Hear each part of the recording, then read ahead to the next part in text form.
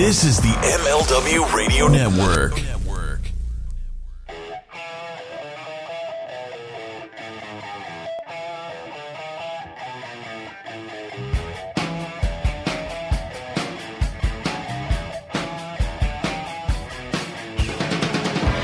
Welcome, everyone, to the Mind of the Meanie, your weekly peek into the world according to former WWE and ECW wrestler, the Blue Meanie. We'll cover wrestling, music, movies, sports, and lots of useless knowledge, all contained in the Mind of the Meanie.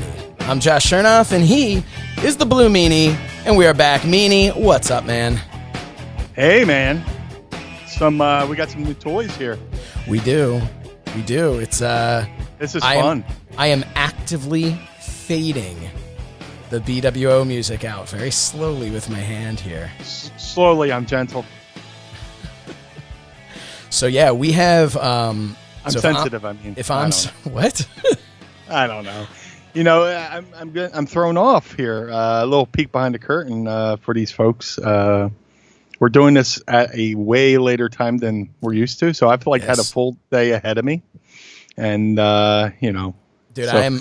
I am 3 seltzers in at this point. So we're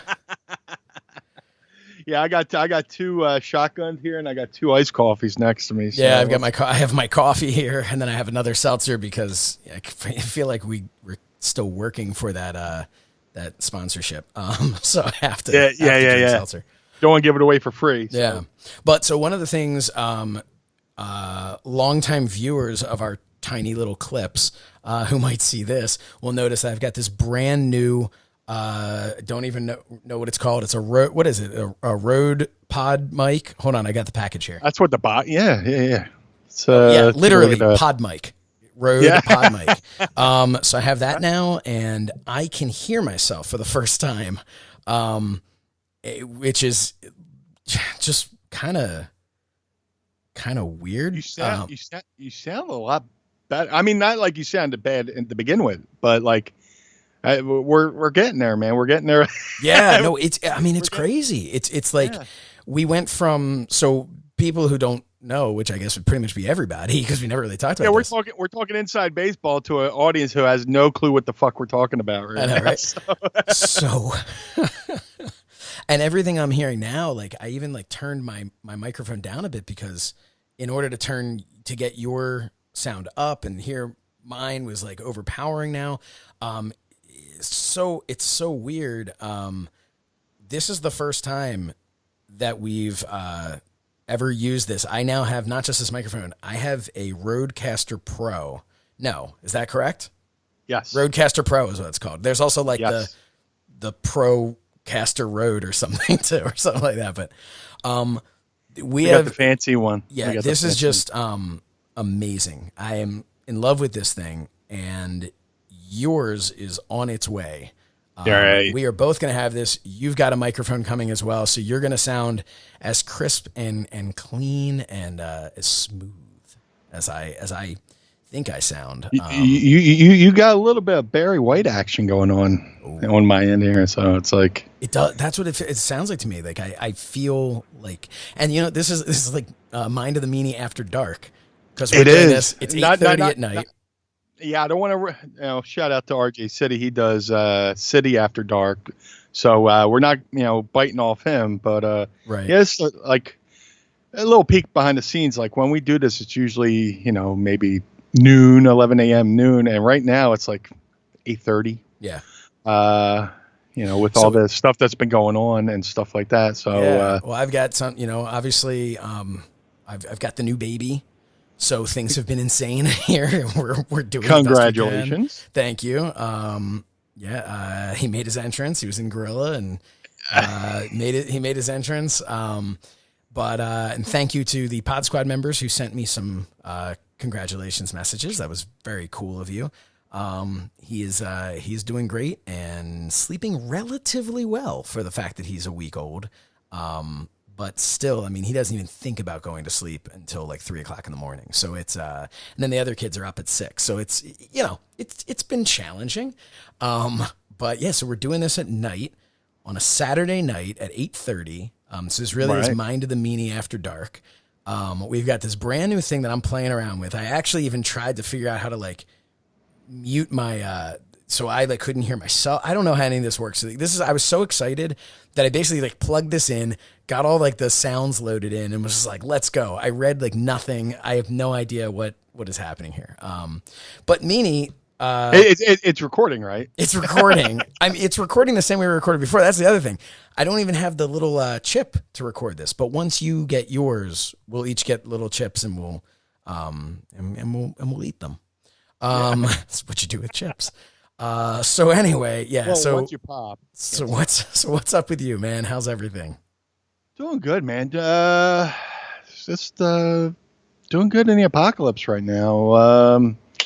Just trying to stay busy with everything that's going on. Around the Casa DeMeanie. Mrs. Meanie's doing her second video. The first one was very popular. And, she's working on that, and I'm getting a kick out of watching that. Personally, it's so crazy in South Philly right now. Not in South Philly, but, like, people are going, like, insane with, like, fireworks now. What's going on It's like, and I'm reading this, like, it's, like, seems to be, like, an epidemic anywhere, but, it's like people are going. It's like not even July yet, and like people are popping off fireworks, and we're Blue Meanie, mine and DeMeanie after dark. I had my window open, I had a nice fan going, and I was like, I gotta shut that window because I heard pop pop pop pop pop pop. I'm like, oh great, here we go with the fireworks already. But just dealing with the crazy. It's been a crazy week. A lot of news. I mean. We haven't really talked about like what are we even willing to talk about on here? Like this has been a crazy week. I feel like if we we try to be cheery and upbeat, but there's been like so much news. Like I'm kind of glad we don't do like recaps and all that stuff. But like I'm afraid like we go to talk about one thing and it'll just be outdated by the time we send it on up. It's hilarious because I was actually and sorry while I'm like screwing around with my stuff here. This is really professional. But I just discovered how to raise your sound while not affecting mine. So that was exciting. Hold on. No, what's up? I just had feedback in my ear. Like I just heard my voice back to me. Yeah, I don't think that. I mean, that wouldn't have anything to do with this. That's weird. That was weird. I'd never heard that before. Oh. Anyway, we're just what? Hey, it's a brave new world here. We're trying some things, but no, I was listening to while I was in the hospital. I was passing the time by kind of listening through a little bit of last week's Ask Meanie Anything, which we got some great feedback on. I want to ask you that in a second, but sure. One of the things that I noticed from that was I said in the beginning, I'm like, yeah, you're listening. So in case like something crazy happens in the wrestling world and we're not talking about it, it's because we recorded this 2 weeks ago. And I'm listening to that. I'm going, oh man, some crazy stuff has started happening. And I had no idea how crazy it was going to get. But, so yeah, what do you think, man? It is our fault. Hey, breaking news. I apparently don't know how to do that button. Okay. So take two. Why didn't you work? Oh, because I turned the volume down on it because when I was fading out. Okay, breaking news. There we are. Oh man, this is you talked about like inside baseball. This is a peek behind the curtain. Like we just call this episode. Josh tries to figure out how to use a Rodecaster Pro live on the air. So what do you think this week, man? It's been crazy. Well, I don't even want to bother. I'm not even going to attempt to touch any of those subjects. But I will say, the people speaking out, good. Yeah. Good. Yeah. Wrestling needs to weed out the. And this is so weird. You know what's fucking weird? It's like a lot. I've been in the business since '94, and I've met a lot of people. And I don't even know. It's like I was totally unaware of a lot of this stuff, and I talk to people and just to go here, wrestler so-and-so did this. I'm like, what? Wrestler so-and-so did that. I'm like, huh? Yeah. And I just like totally been caught off guard by a lot of it. I don't know if it's maybe just having, being a meanie world when I'm at shows. Because like I said, I have a constant show going on in my head at all times. And sometimes Mrs. Meanie will catch me, and then it's just like, it's unfortunate. It's really unfortunate. I'm disappointed in a lot of ways because I love this business. This business has given me a lot of good opportunities, and everything that's happened shouldn't be an indictment of the wrestling as a whole, because there are a lot of good people in this business who are just as shocked and appalled as I am. And but if you've been affected, definitely speak out. Definitely speak out because no, I've had my stuff. I've spoken out before when I thought I was being bullied and stuff like that, and sure. Back in the day before the whole JBL thing, and that led to me and JBL talking our issue out. So what happened with you and JBL? Previously on anytime anyone's ever asked you about anything. Right. No, but and look, like you said, like we don't want to spend, if you feel like you need to listen to 13 minutes of this, you can go. Mike Quackenbush has a great video up discussing his.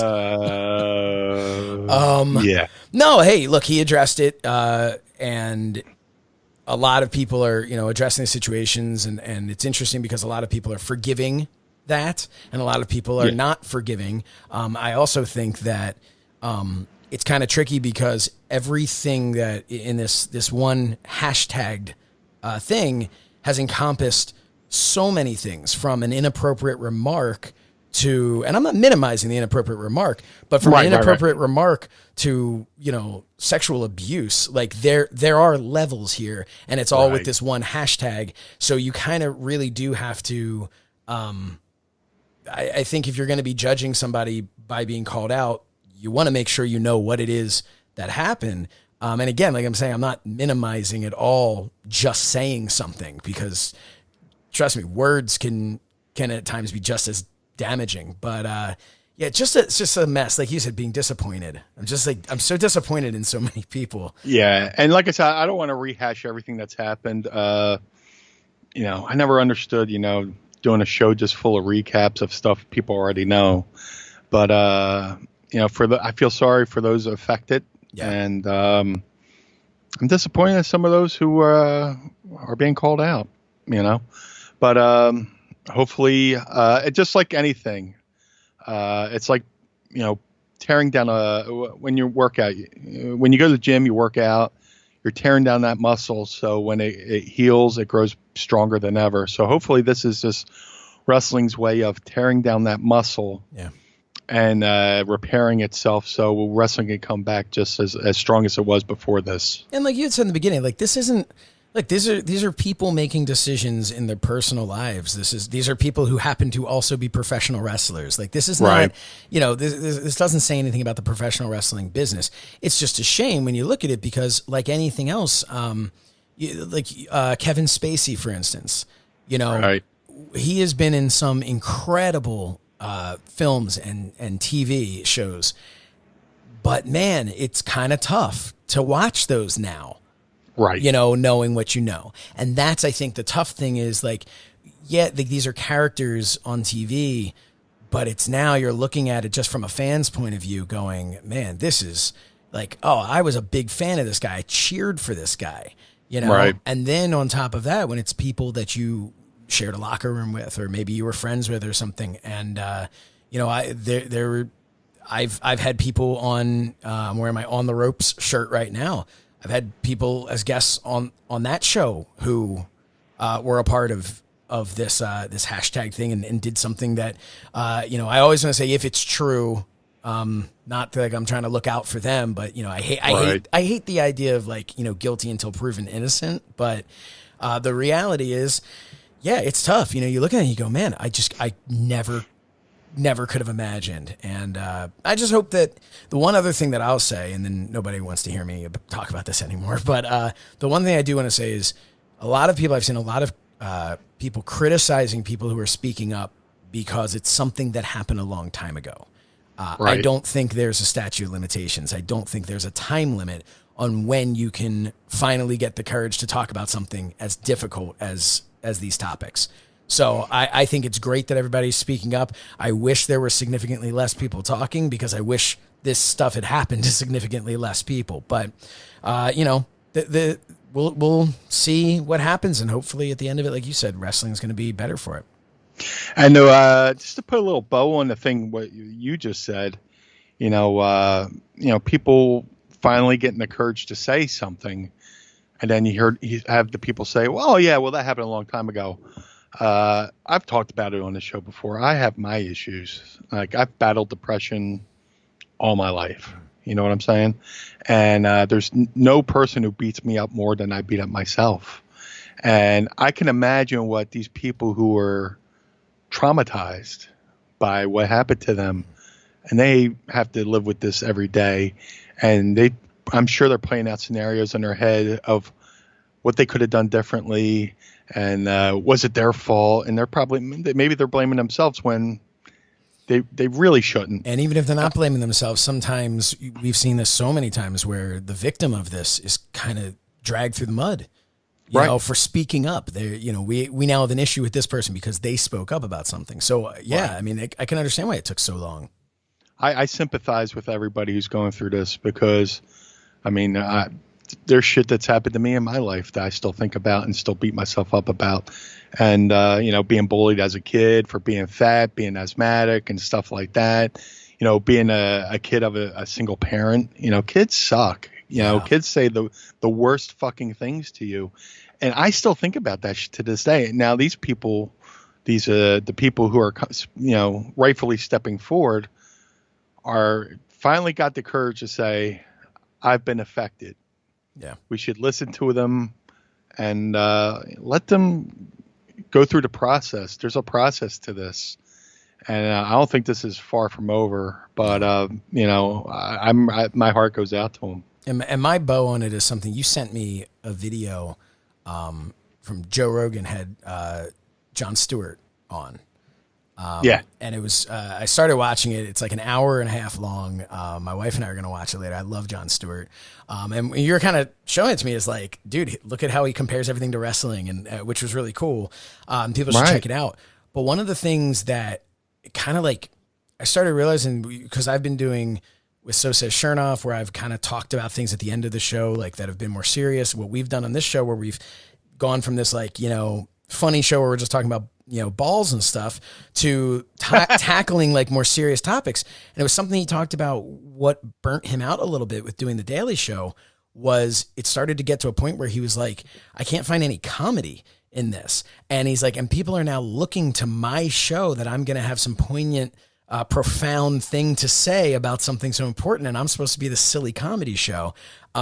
So it made me think of like how you and I sometimes like, we feel like we want to talk about this. We want to get stuff off our chest. We want to acknowledge it so people don't think we're ignoring something so important. But at the same time, we really just want to talk about our balls.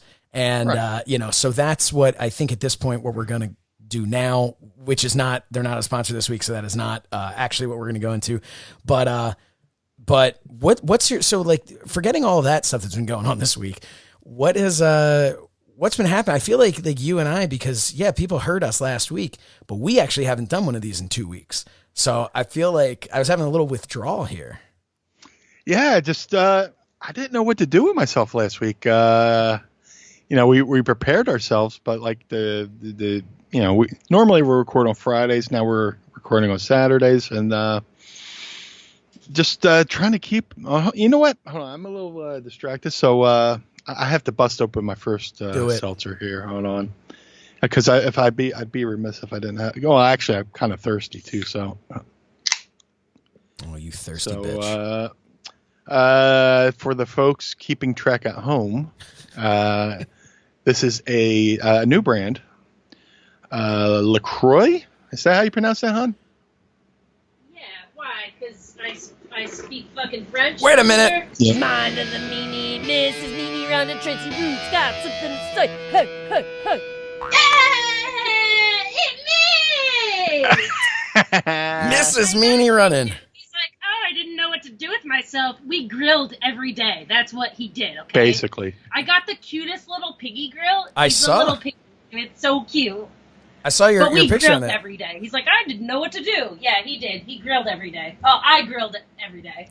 She grilled, I ate. Hey. We got, what's it called? Symbiotic relationship? Terracotta. It's a terracotta grill. So yeah. It's like the same material that like a flower pot's made of, and it's a little piggy, and he's so cute. Nice. So, yeah.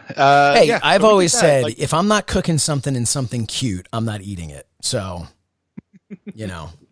so you wear a French maid's outfit when you make your lunch? Always. So, not Yeah, even when I'm I'm- cooking. I'm my sorry? wife calls me Fifi. oh, there you go. Um, And I think we just created a new hashtag there for you. But no, seriously, I'm a little bit off my game. Yeah, so it's LaCroix. LaCroix. Hi, lady. nailed it. Watermelon. I can't read. Okay. Yeah. So This is a judge-free zone. yeah, man. Me and Mrs. Meanie have we have a house and we have a backyard that like we've neglected for a little while. So we've been paying a little bit more attention to that. Going out, getting new stuff for it. We were going to grill, and then our grill in our backyard rusted out because we don't know how to take care of things. So we ordered this terracotta grill. It's just like a little pig. It looks like a little pig, and you put the charcoal on, and you cook it on there, and it's just been nice. With all the craziness, it's just been nice to put down my phone, leave my phone in the house, just go out in the backyard and stare at the sky and just daydream. Like the great philosopher George Carlin says, does anybody just look out the fucking window and stare at the sky anymore? Yeah. So I've been spending the last 2 weeks just chilling out in the yard, having a couple adult sodas, some barley pops. Was that and, Adele sodas or adult? I didn't hear. adult? Okay, I thought it was like Adele. No. Yeah. I was gonna make a joke, but I can't think of the name of any of her songs. So. Oh, I wish I could sing like Adele. Oh man. But I wish yeah, you could doing too. that. What's that? I wish you could too. Yep. Excuse me. Bless you. First seltzer kiss of the night. There it is. But yeah, just chilling. Listen to a lot of George Carlin. Trying to catch up on a lot of wrestling. Trying to pop RJ City on his videos and stuff like that. But it's just craziness. Craziness with. I know we just got off one serious subject, but I'd be remiss if I didn't tell people. Please wear a mask. Oh God, wear a fucking mask. I'm sorry, I just wear it. Look.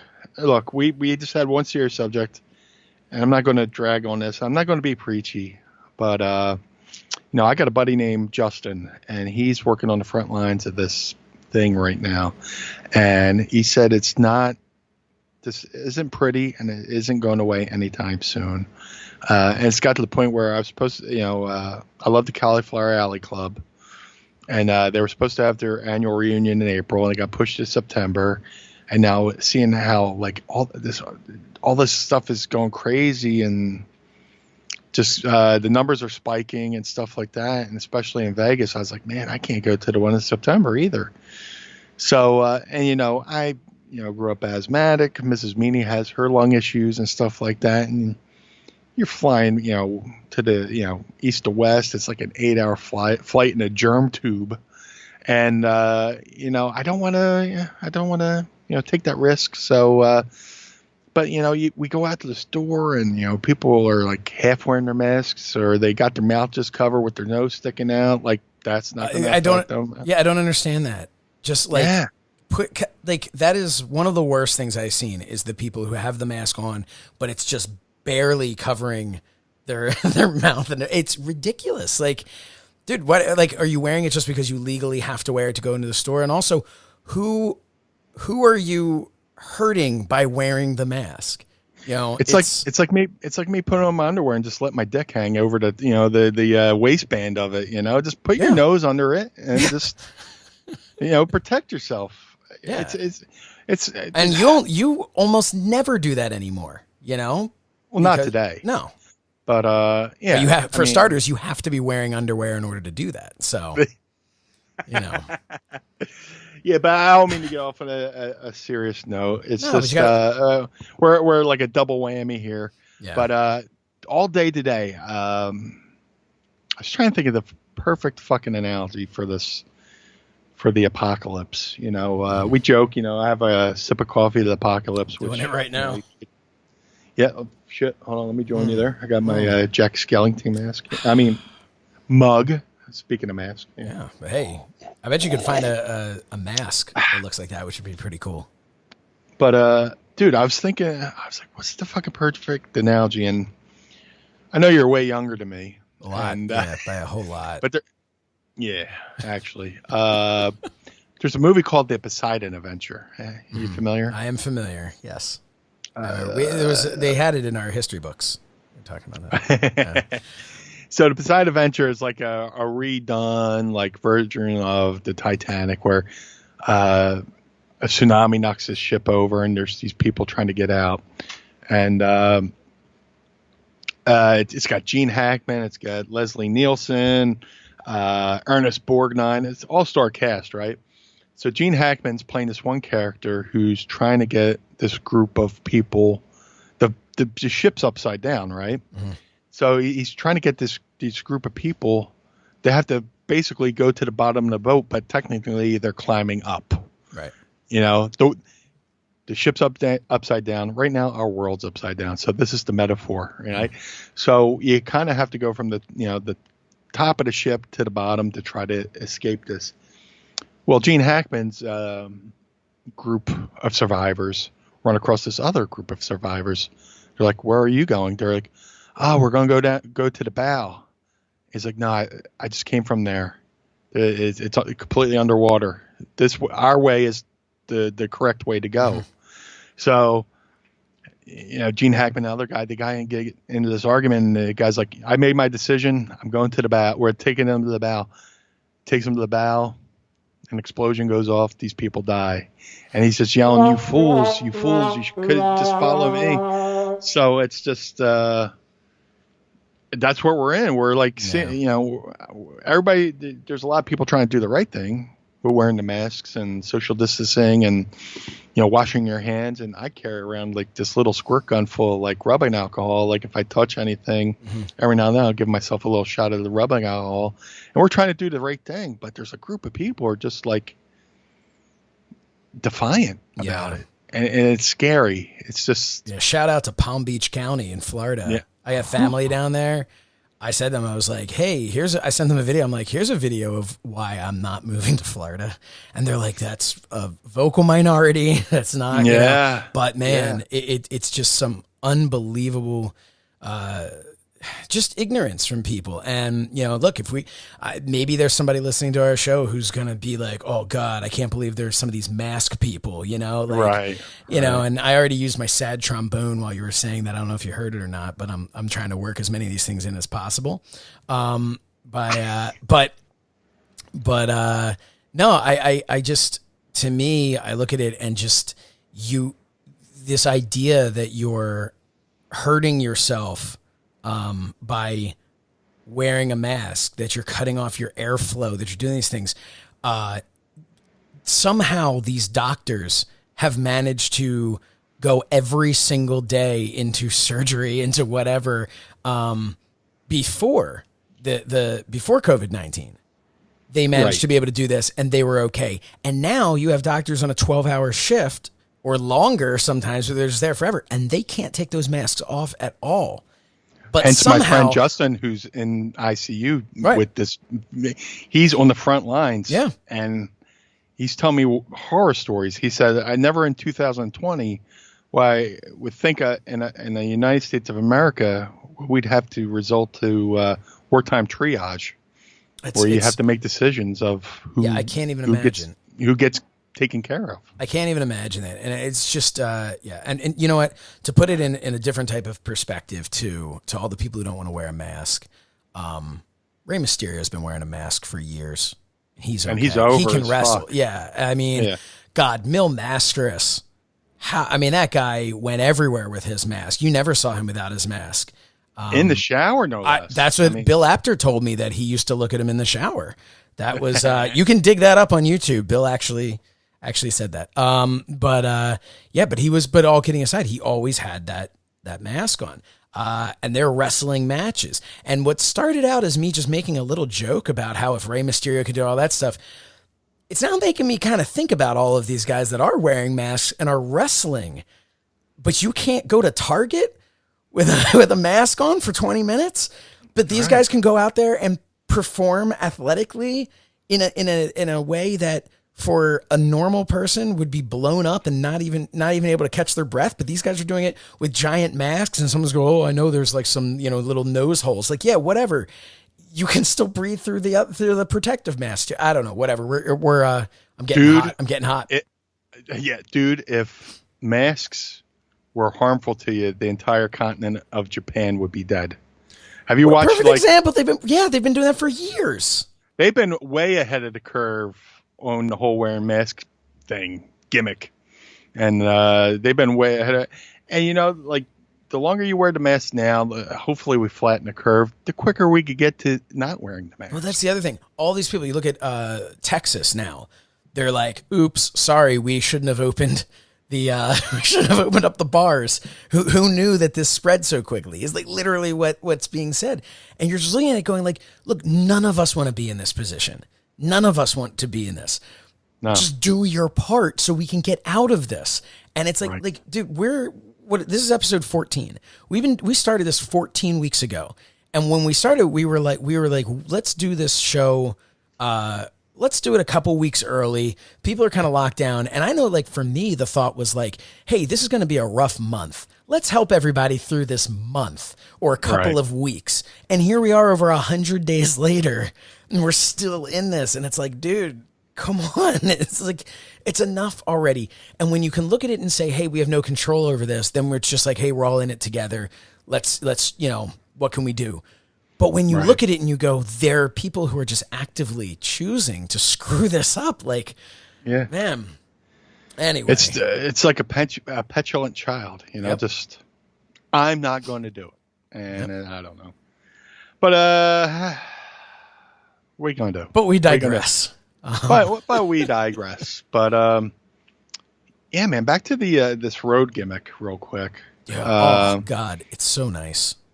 Dude, I just want to give people a little bit of background on it. Again, like I said, over the years, people are like, Meanie, you should do a podcast. And I've given a story of my thought process and what brought me to you, Josh. Oh. But, what you got there? What you got? What you got? It's I'm just pouring it on my desk. I'm recycling. This is a Dragon Fruit Berry, Wegmans brand, but it's a good one. It's a really good one. Yeah. And it's all over my phone, and I just cracked it open and it went Sandman style everywhere. Yeah. You are not responsibly. I am not doing well. I've had about an hour of sleep over the past week, and I'm like, dude, we're like, and you and we had our whole day that we had to do before we did this. People are listening. To this.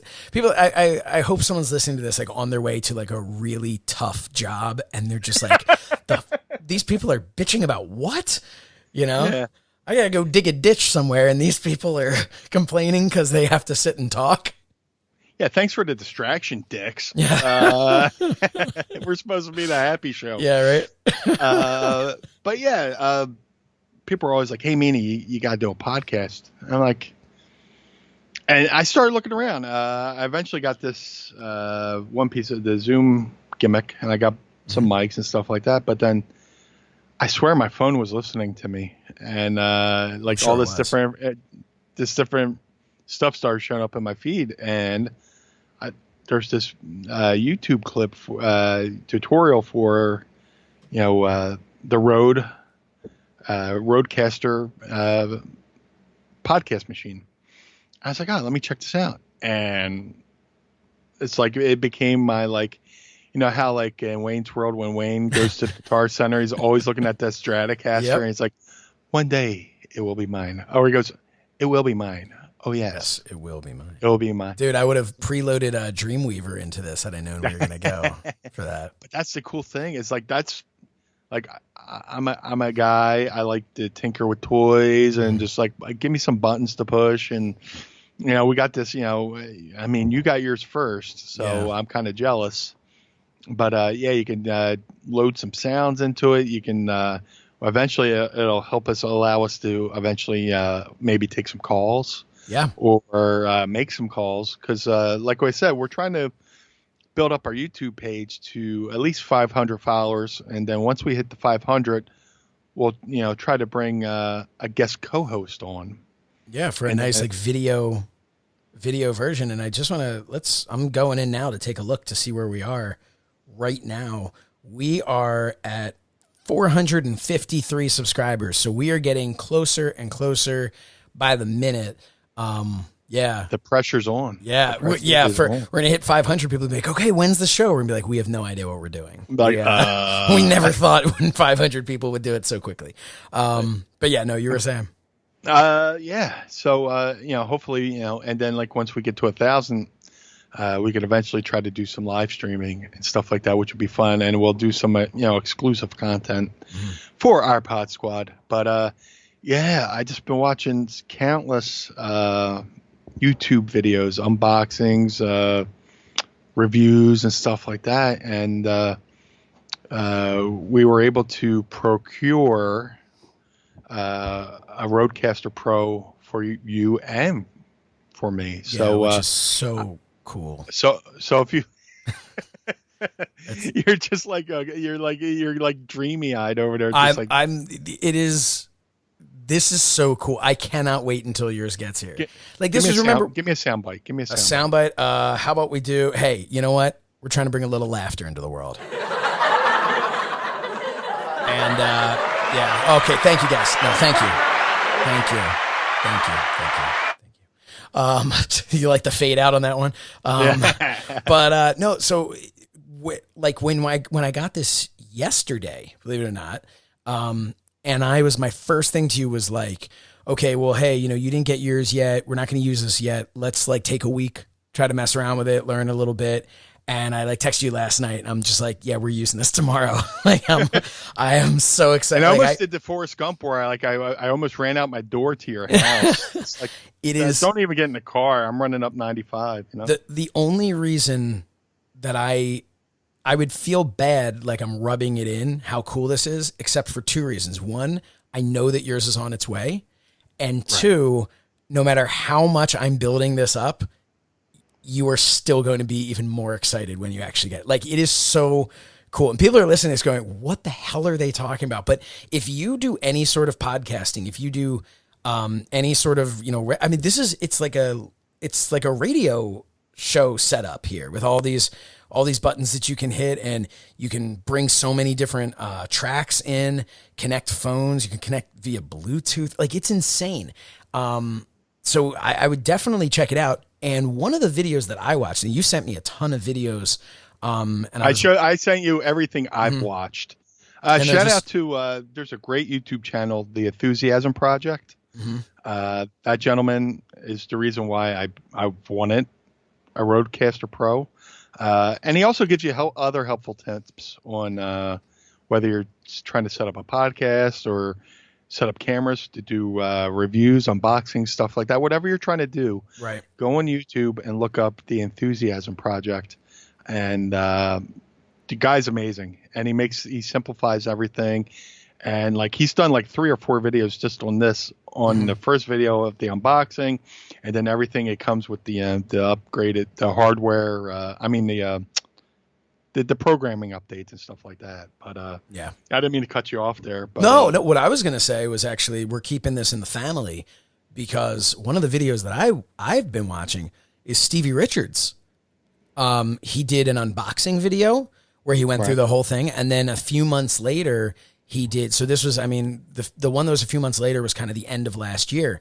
He did another one kind of saying like, hey, I've been using this Rodecaster Pro for however many months. Here's my update. And I'm like checking that out last night. I was actually looking at that. I stumbled upon that one and I'm like, oh God, please don't say this sucks.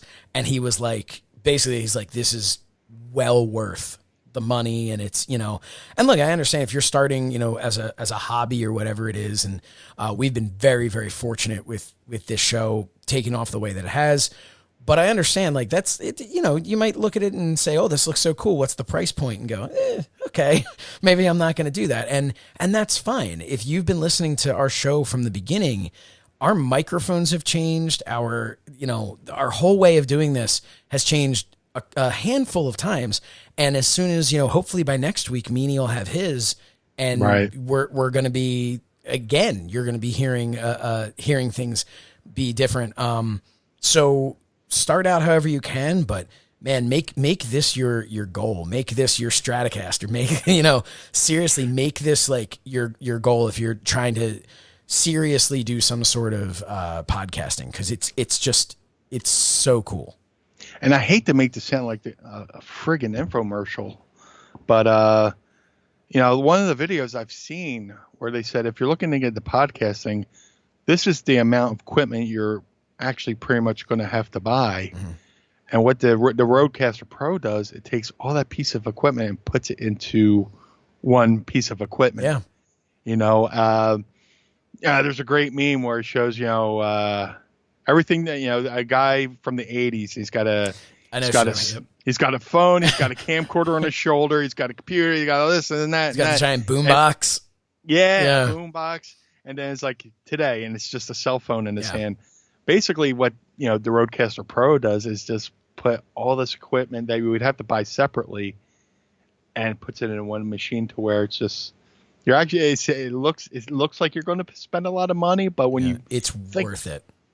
And that's why I try to teach, you know, kids when they get into wrestling. I'm like, this is a little side tangent, but, you know, people always tell me, you know, well, what should I charge for my bookings? I was like, well, when you take a booking, you got to factor in gas, tolls, food, lodging, you know, and all that stuff. You know, you could say, hey, I'm going to make X amount of money, but technically when you pay all the extra stuff, you're actually making way less. The same thing with the Rodecaster Pro. You're like, man, that's a lot of money, but if you don't want to have to buy a mixing board and a Zoom mic separately, and then all this other stuff, and then like the stuff that, you know, where you would have to take phone calls, you're actually saving money with this gimmick. And you sound like I'm hitting on you, but you sound fantastic. Thank you. You sound great, man. Thank you. You know, and dude, no, but it does. I mean, it sounds. I don't sound this good in real life. Like, it's, you know, it sounds great. It translates to I hope so. People are gonna listen, they're gonna go, he sounds exactly like he did before. And we're like, oh, wah, wah. Oh, wait. I legitimately just made a sad trombone sound when I had a sad trombone button next to me. This is amazing. Dude, we've had this conversation, like we need to, like, possibly in the future, you know, once I get the hang of it, we'll have a segment on the show. Will it pop him? Yes. Where I don't know what you picked, and you don't know what I picked. It'll be like a game of chicken where, dude, you like, I'll put in a sound effect, and you have to sit there with your eyes closed and listen. I hit the button, and either you pop or you don't. You pitched do the same with me. You pitched that to me. I think it was like last night or today. Maybe it's today, this afternoon. You pitched that to me, and I was like, you ever have some of those ideas where you're like, oh, that's kind of cool. Like, let me think about that. And then you come around to it. That was one of those ideas. The second it came out of your mouth, I was just like, dude, that's hilarious. That's great. Like, I'm going through my head. I'm like, okay, I could load this one on. I could load that on. Oh, he wouldn't expect this. I like all these things start going through my mind. And it doesn't have to be right. You could take a sound clip from a movie or whatever. Just, will it pop him? Yep. And we have to do the jingle for it and stuff like that. Will it pop him and all that? Because this gimmick is like you can preload those sounds, but the cool thing about the Rodecaster Pro is if like you're doing multiple podcasts, you can do like X amount for mine and DeMeanie. Oh yeah. So we can literally have like 64 sound effects like on just one machine. Yeah, so it's insane. Your machine and my machine, we can have like over 120 just sound effects. It's going to be a show of us. You know how people argue each other when they're just posting memes at each other? Yes. You know, you see two guys arguing politics online, and it goes from oh yeah, and then they just start posting memes. Take this rim shot. Exactly.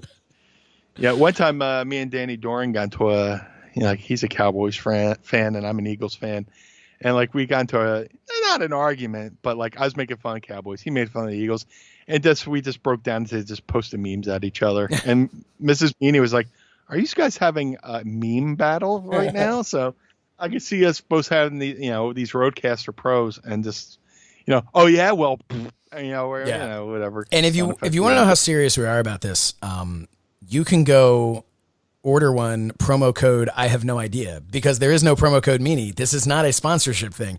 We absolutely love this, and we're so lucky to be able to get this. On our own accord, yes, so to speak. Yes. Yeah, we greased a couple of palms, if you will. And then when we were done, we went out and got a Rodecaster Pro. Hey, oh, man. That was crickets. Hey, I'm just trying to use as many. I popped for you. I gave you the courtesy. Thank you. Oh, wait, that was applause. Anyway, people, who's still with us? Anybody out there? Hello. Oh man, sing on.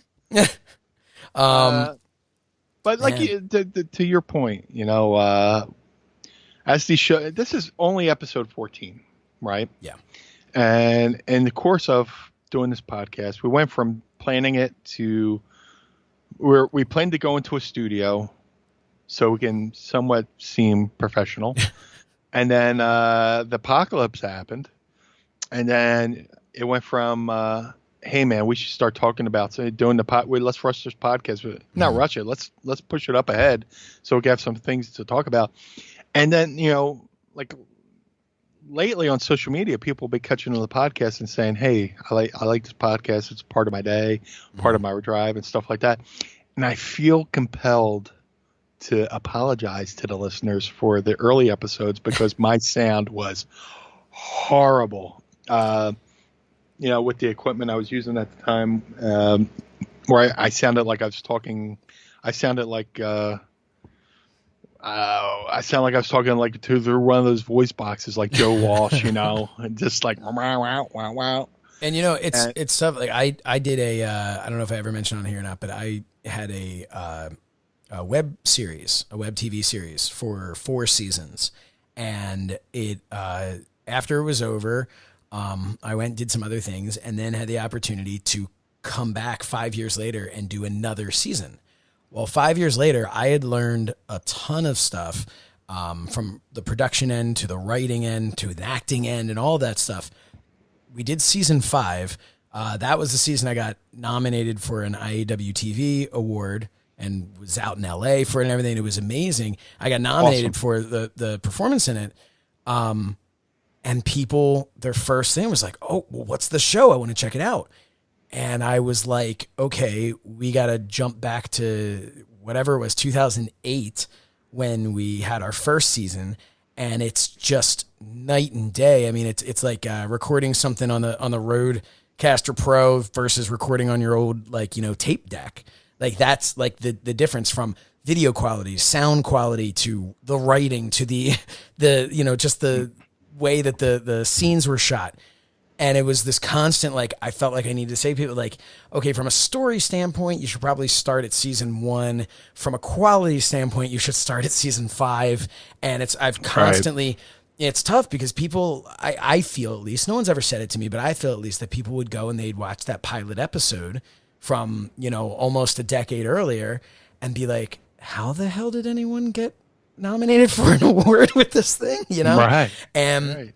So, hey, people might listen or they might watch the season 5 and say, how the hell did anyone get nominated for this? But, it's so I understand completely what you're saying. And it's one of those things where I think what's cool about it is we've had so many people that have been along for the journey that, and so many people that kind of jump in and they dip their toe in the water in the newest episode. And if they kind of like it, they go back and listen. And I'm hoping that that's the case. So they can go, okay, well, things sounded a little different back in the day, but but they've done that. They've fixed this pretty quickly. So it's, I understand that. Yeah. I mean, I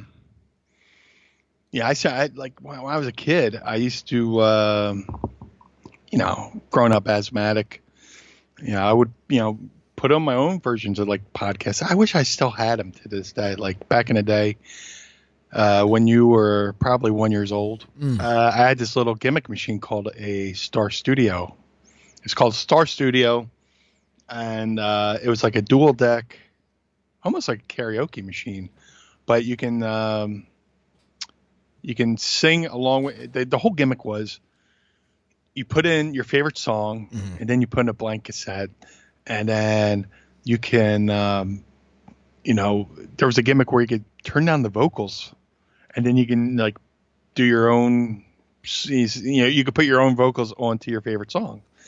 So I bought one of those gimmicks, and in my head and like in my bedroom, I start doing my own like little radio shows, and I would do my own little Casey Kasem top 10 countdown and stuff like that. I really wish you had this still. Oh my God, I wish I still had it. I got to the point where there's a local radio station. I lived in Atlantic City, and there's a radio station right outside Atlantic City. I want to say in Northfield, 104 MGM.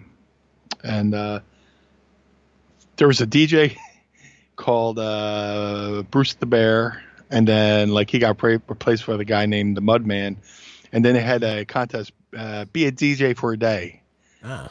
And I went and did the whole, everything I had been doing, but like I sent an audition tape, and I became like one of those regular callers, like a Howard Stern whack packer kind of, And they're like, you won. And I got to go into the station, and for that night, I got to be, right there with like Bruce the Bear. The guy DJ was Bruce the Bear Ellis and stuff like that, and I would, I actually got on there.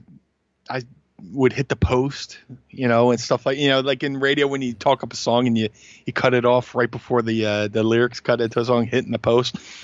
I was hitting the post and all this stuff, and I was like, man, like I mean, people are like, man, you should do a podcast. I was like, yeah, but now here we are, and I've graduated from a Star Studio. I'm getting to the Rodecaster Pro, and I can only imagine like the goofy stuff I can do on my end to entertain the folks at home, because and that is the fun thing, that we can just like, not just the playing the game of can we pop each other, but just we've got our own things here. There'll be a couple of things we'll load you up with, like a breaking news sound or something like that, so we both have the options. But then, man, it's just like you fill up whatever the hell you want to, right? And I'm filling up mine, and hopefully people are still listening by the time we're done. Just God, I hope they're still listening right now. I know. Yeah, like I said, should we start over? Yeah, should we? Fuck it, hit the sounder. There we go. All right, here we go. No, I'm just kidding. Dude, like seriously, I'm still flattered. Like the other week, I was just playing the breaking news sounder because I have it on my phone as a text alert. Hold on, hit it. That's like my alert on my phone. So I was like, doing all that. I was just riffing off, breaking news, Blue Meanie, blah blah blah, and would hit the fucking sounder, and then you went and kept it. So now that's going to be a part of mine of the Meanie, which. If you're not from Philadelphia, we have a local news station, Channel 6 WPVI. If you're a fan of the show Angel, David Boreanaz, his father was Dave Roberts, who was the local weatherman here in Channel. And so, like, anytime you see David Boreanaz on like a TV show, like he always throws in a little Philly reference. Were you an Angel fan? No, but Mrs. Meanie's brother, Wesley. Oh, Huge fan. I have a Wesley as a son, not a brother. Yeah. Well, there you go. And I can't say for sure whether or not he's named after a character from Angel. But no, I'm a huge Buffy and Angel fan. I got into them years later. My buddy Mike used to always he'd come in and he was just like a caricature of a person, and he would like come into school and he'd be like, Buffy was on. Like, that's what he sounded like. He'd be like, Buffy was on. And I'd be like, oh my God, I don't want to hear about this stupid Buffy thing. And then like, I was just kind of like, I think my brother was watching and I'm like, dude, what's this? And he's like, oh, this is Angel. I'm like, well, what's Angel? I'm like, this looks awesome. It's a fight scene. And he's like, oh, it's like a spinoff of Buffy. I'm like, wait, how is this connected to that thing that my buddy Mike used to, geek out over, and now I geek out over it. But David Boreanaz is a big fan. Yeah, he I think he has a show. I don't know what it's called. It's like something with like seals. SEAL Team something. No, like something like that. It's the one seals. I watched Buffy and Angel and Bones, and then he got this new one, and like my wife and I keep going. We're like, every time we want to watch a show, it like comes up in conversation, but we never like pull the trigger on it. We're always like, we'll get to it. Yeah, that's a thing with me and Mrs. Meanie too, where right now we're binge watching The Golden Girls. Yes. And how did I not load that in here? Yeah, dude, that was like one of my first rants on the show, like episode 1, where I was like, man, the lady who sings that song is like really aggressive when she's talking about the gift she's given. Like, and if you threw a party and invited everyone you knew, you would see the best gift would be from me. And I was, I'm like, man, she's a little aggressive on that. Yeah. But then somebody smartened me up that the Golden Girls theme was like a cover. And then there's a singer from like the 70s and 80s. I want to say Andrew Gold. And Golden, maybe. Yeah, Andrew Gold, I think. But Andrew Gold, all he wanted were just a couple of golden girls to go along with him. Is Andrew Gold and the Golden Girls, and that's how it all ties together. Let me look this gimmick up. Well, definitely. It's just so don't fact check me. While you're looking that up, have you? My wife and I just finished binge watching Unbreakable Kimmy Schmidt.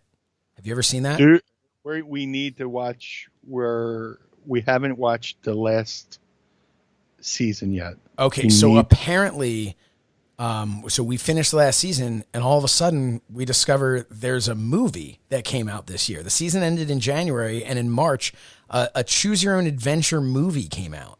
So you apparently can watch the movie multiple times because you just keep choosing different, like it's like an interactive thing that you just keep through Netflix, that you keep choosing different adventures on it.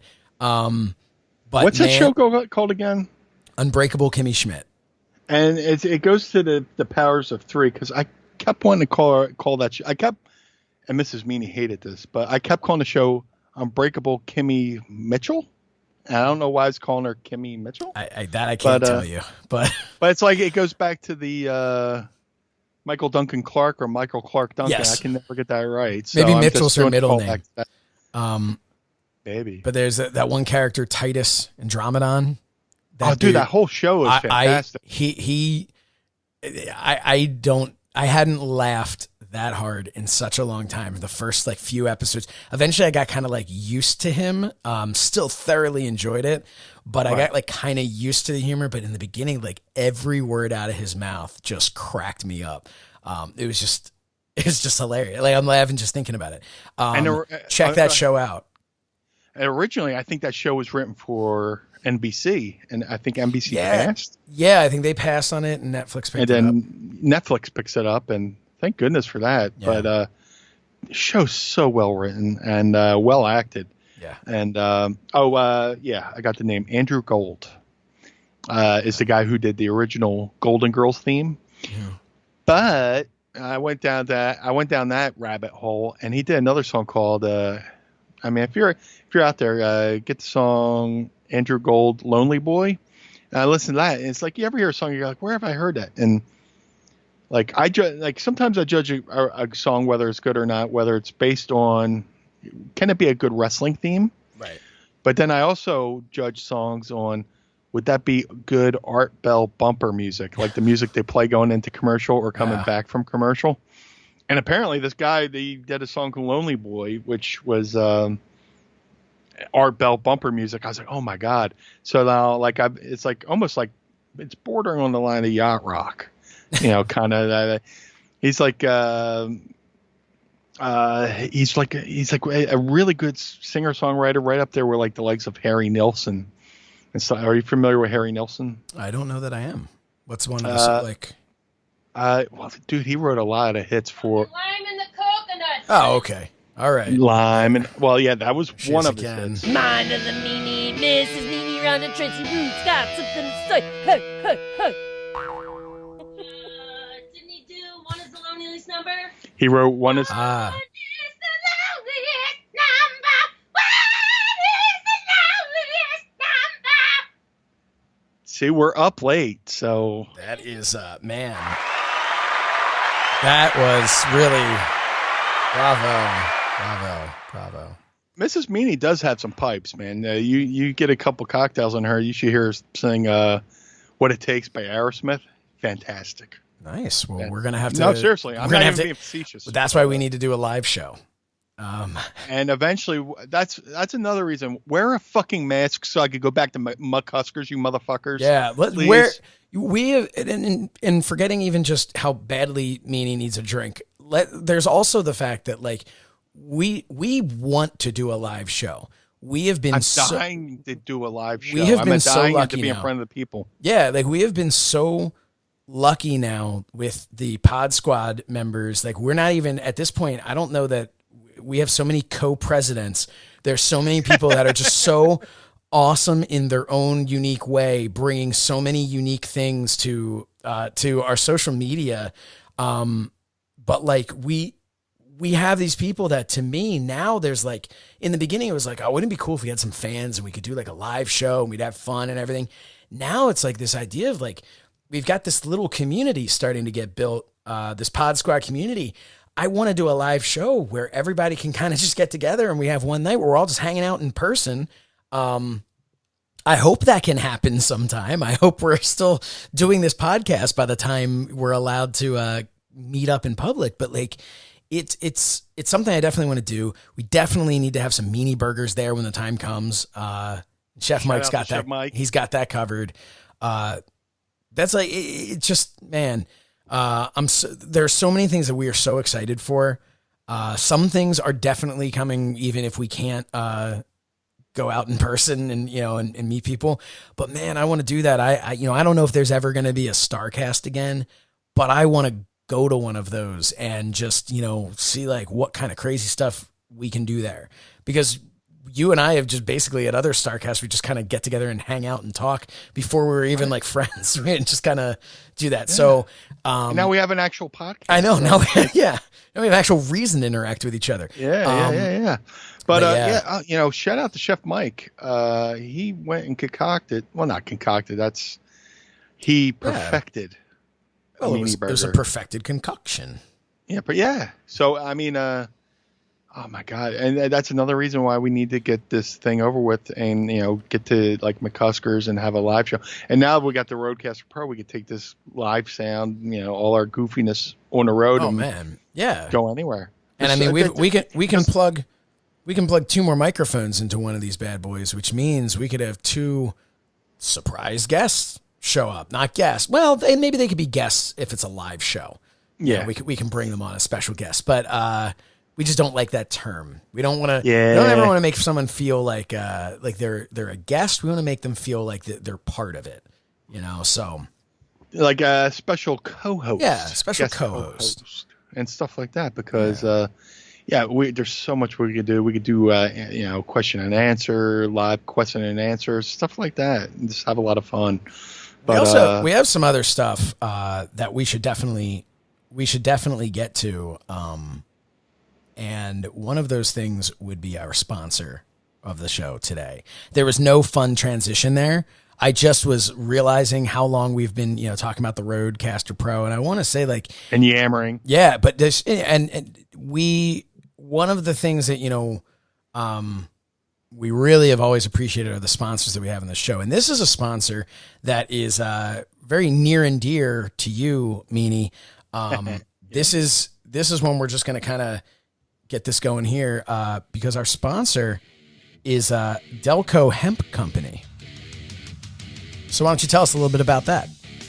Delco Hemp Company is definitely a product that's near and dear to my heart. They are a locally based CBD company here in the Philadelphia area, and they've sent me some of their product, and I have to say, I'm not like much of a smoker per se. I've done CBD and I've done like the edibles and I've tried the oils, but I've tried the Delco hemp cigarettes with the CBD, and I have to say, like, it's probably one of the best CBD products I've tried. Over the years of my years in the wrestling business, I've had aches, pains, sore knees, sore back, sore neck, and there's been times at the end of the day where, man, I just need to relax and feel comfortable. And thanks to the great folks at Delco Hemp Company, they've supplied me with some of their cigarettes, and I have to say, like, I could just sit back and I forget my aches and pains. I forget my knees. I forget my back. I forget everything, and I feel normal. and one of the things you said, cigarettes, and I want to make sure that you're very clear that these are not like these aren't like cigarettes. These aren't, there's no, to my knowledge, I mean, tobacco or nicotine or anything like that involved in these. No, they're just hemp cigs. All CBD. There's no nicotine or anything. There's a filter in there as well, and they're nice. And it's neatly rolled up. The way they present it is in a box, a green box, and you get several of their hemp cigs, and the way they present them is very discreet.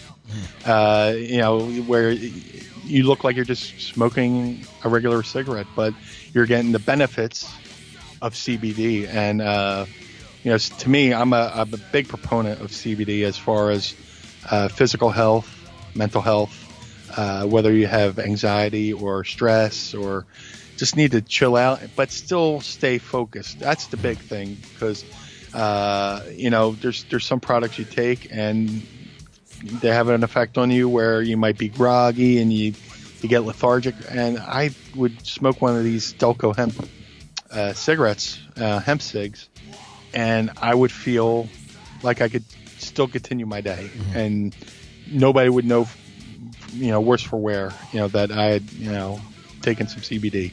And that's the thing. There's CBD and then there's THC, and THC is what people would think of as far as getting that high, where CBD has all of these healthy qualities to them. These things that are going to help, like you said, with depression. They're going to help with anxiety. They're going to help with pain. It's really an incredible product. I mean, it's not even a product. CBD is, it's a plant. It's derived from a plant. So, I think it's amazing. I've talked to several people in the wrestling business about this stuff, and I've never heard a bad reaction to CBD. I've never heard anybody go like, didn't really work. Like, I hear people say like, I can't get out of bed anymore if I don't start my day with a little CBD, for those aches and pains. And so I'll say this too. When I'm ready to go to bed, and I'll have a little bit of the CBD before I go to bed, and it's some of the best sleep I've ever had, and that's no lie, that's no bullshit. Because I'll talk to you all day about the benefits of CBD, and the Delco Hemp Company have done a fantastic job on how they present their product, and the way they ship it to you and present it to you, and the way it makes you feel. Their product has helped me sleep, countless nights and stuff like that, to where when I wake up in the morning, I feel like I've had I felt like I had a full night's rest, and stuff like that. But yeah, their product is phenomenal. It's one of the products, I'm proud to say they're sponsoring us because I think CBD's the thing of the future, and it's not one of those fad things where, I did it for a little bit and forgot about it. I think it's definitely CBD is definitely one of those things that's going to be around forever and to help those who need it, and especially if you're in the wrestling business and stuff like that, and you're afraid to, everybody's afraid that to use pain medicine and stuff like that because they don't want to get addicted to opioids and stuff like that. The Delco Hemp Company, gives you a great alternative to where you can ease pain and in a non-addictive way. So I'm a big fan of the product. I am, flattered that they decided to sponsor us because advertising dollars right now in the apocalypse, are they got to believe in us for us to. Want to sponsor us, and I believe in their product because it's helped me immensely. Yeah, we wouldn't have them as a sponsor if we didn't believe in it. And you, for a long time now, we've talked privately about how helpful this has been for you. So I definitely encourage everybody to check them out. You can go to @Delco Hemp Co. That's DELCOHEMPCO on both Instagram and Twitter, and Delco Hemp Company on Facebook, and of course, DelcoHempCo.com to check them out. When you go and you talk to them, let them know that the Mind of the Meanie sent you, and they'll take care of you and get you started on something, get you started on your path to feeling a heck of a lot better. Yeah, man, I am living proof because at the end of the day, like I said, my knees, my ankles, my knees, my back, all the years of doing meaniesaults and usually missing. I think I missed more meaniesaults than that bit, but they catch up on you. Yeah, you use Delco Hemp Company for all the meaniesaults you missed, and Sandman uses it for the ones that you didn't. For broken ribs. Sorry, hack. So check it out again. Delco Hemp Company. That's @Delco Hemp Co. both Instagram and Twitter. Delco Hemp Company on Facebook, and DelcoHempCo.com. Check them out. Tell them Mind of the Meanie sent you. Nice little fade out there. Hey, did you hear what song was in the background there? Oh yeah. We're having fun here, guys. Yeah, we're having fun here. It's a little we got a new meat toy, for the bass. Yeah. So but no, can't thank them enough for sponsoring us.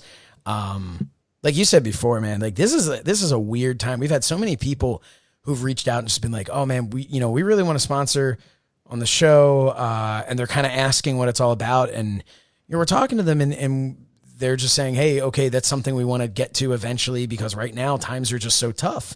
And we totally understand that. So anybody who's able who wants to spend those ad dollars on us, we're flattered by that.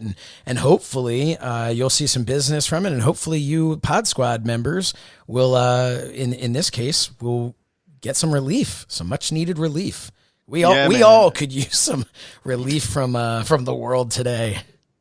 Yeah, dude, I'd get up and go show you the box, but you're not wearing any pants.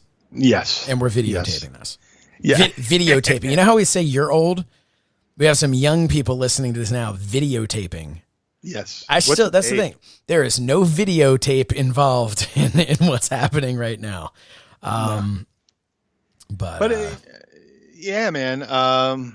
You think of everything that's going on in the world, and companies having problems. So if somebody goes, you know what, times are tough, but I'm gonna spend a couple bucks and advertise with Mind of the Meanie. Mm-hmm. That means the world to us. And like I said, every advertising dollar goes back into the production of the show, and hence us getting a couple Roadcaster Pros here and stuff like that, and trying to make things sound better, and then hopefully there's so many things we have lined up that I wish we could talk about right now, but I don't want to give, I want to have stuff to promote down the line, but we're having a lot of fun. We are having a lot of fun, and I will say, while there's a lot of stuff we can't talk about that we want to be able to promote as time goes on, there is one thing that we absolutely can talk about, and that is our merch. So, Meanie, you can go over, if you like Mind of the Meanie, you can go to mindofthemeanie.com and see all of our shirts that are available at prowrestlingtees.com/mindofthemeanie. And the shirts that I want to talk about right now as people are listening to this, get into that spirit to celebrate 4th of July, even though at this point it'll probably get here a little after 4th of July, but it doesn't matter because there's Labor Day, and and you've got Memorial Day, and then 4th of July again, and you just wear these again and again and again. We've got some 4th of July themed, some American themed attire. We have the We Want Blue, I guess we'll call it Uncle Sam meets the Blue Meanie, so Uncle Meanie. We've got that shirt, which looks like an old school poster. And then, of course, we also have the Mind of the Meanie Hal Haney logo that has been kind of tweaked a little bit to say Happy 4th of July.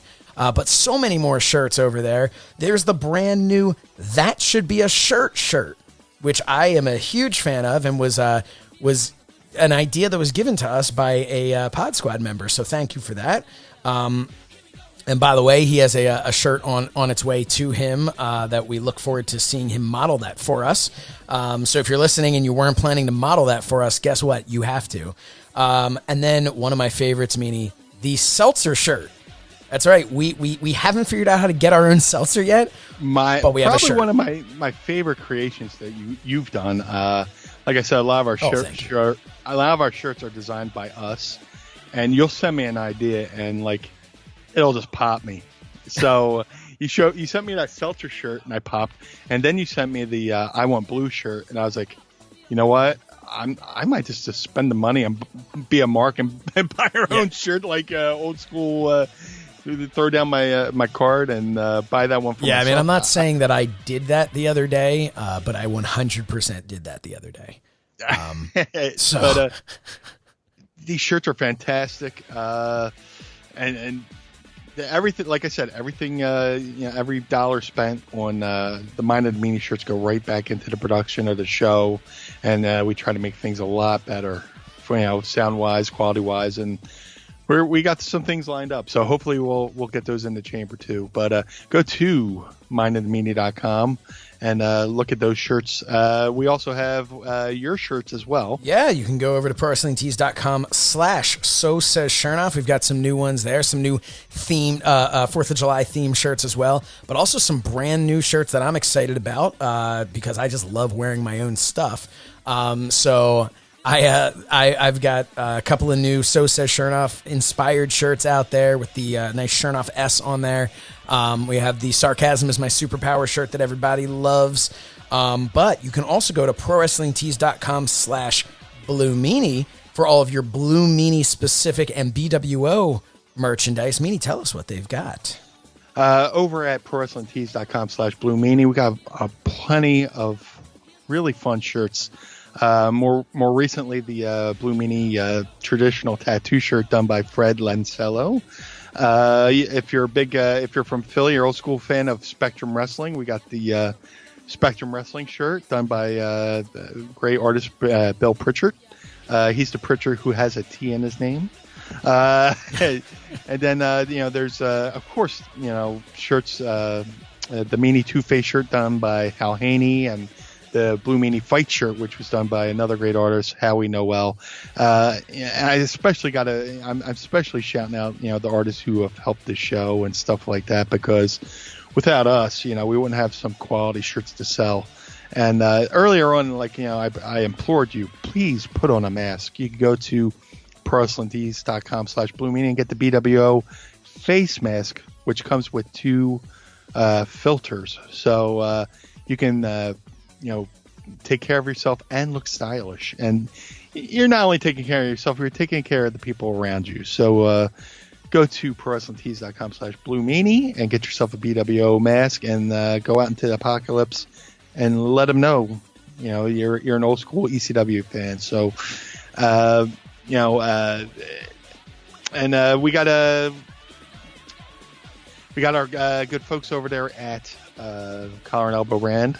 Yeah, the Collar and wrestling Elbow brand. They are the wrestling brand. They have incredible creative shirts over there. And if you go to collarandelbowbrand.com, you can use the promo code Meanie and save 10%.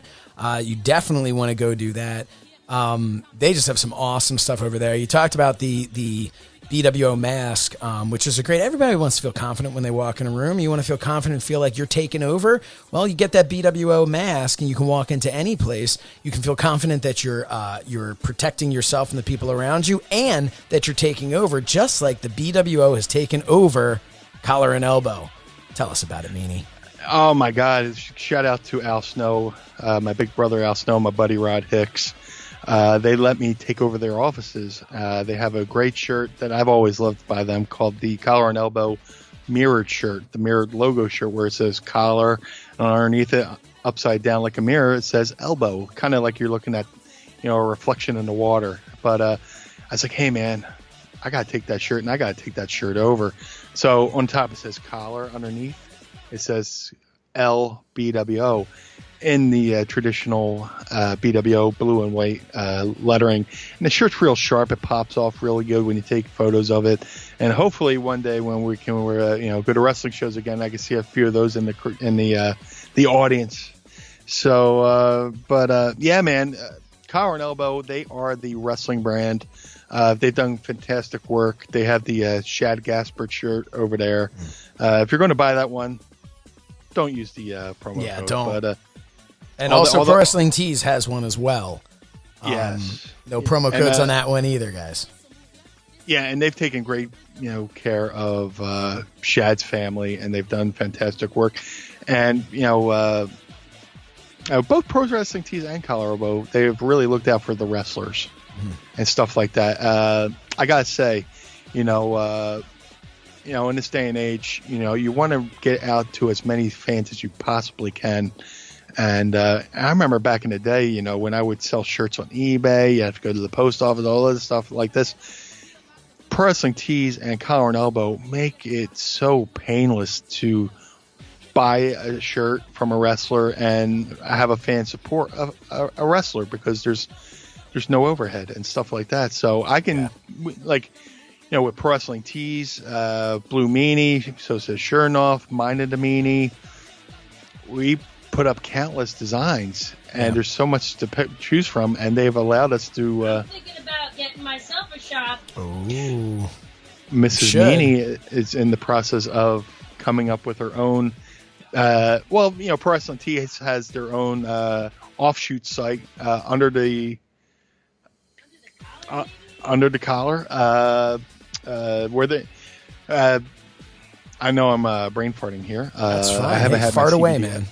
But Pro Wrestling Tees has a satellite store where they take care of. They have bands, they have comedians, they have actors, podcasts.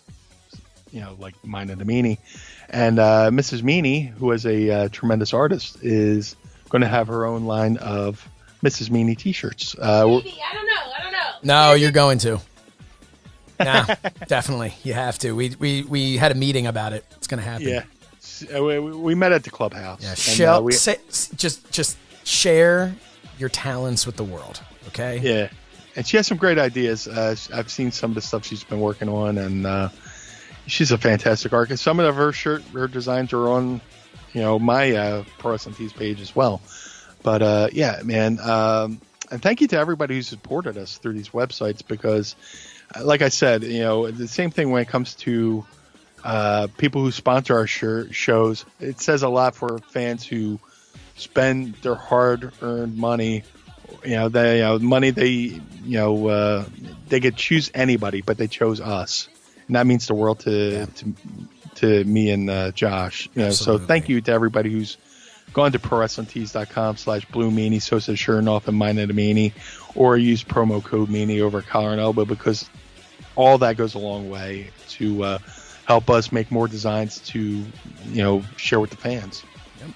Well, so again, ProWrestlingTees.com/Mind of the Meanie /Blue Meanie /So Says Shernoff. Don't just do that all at once. That'll bring you to nothing. But they're all, I just didn't want to have to say ProWrestlingTees.com so many times. And then, of course, Collar and Elbow promo code Meanie. I'm going to fade that out. So smooth. There we go. Ooh, nice. Yeah, man.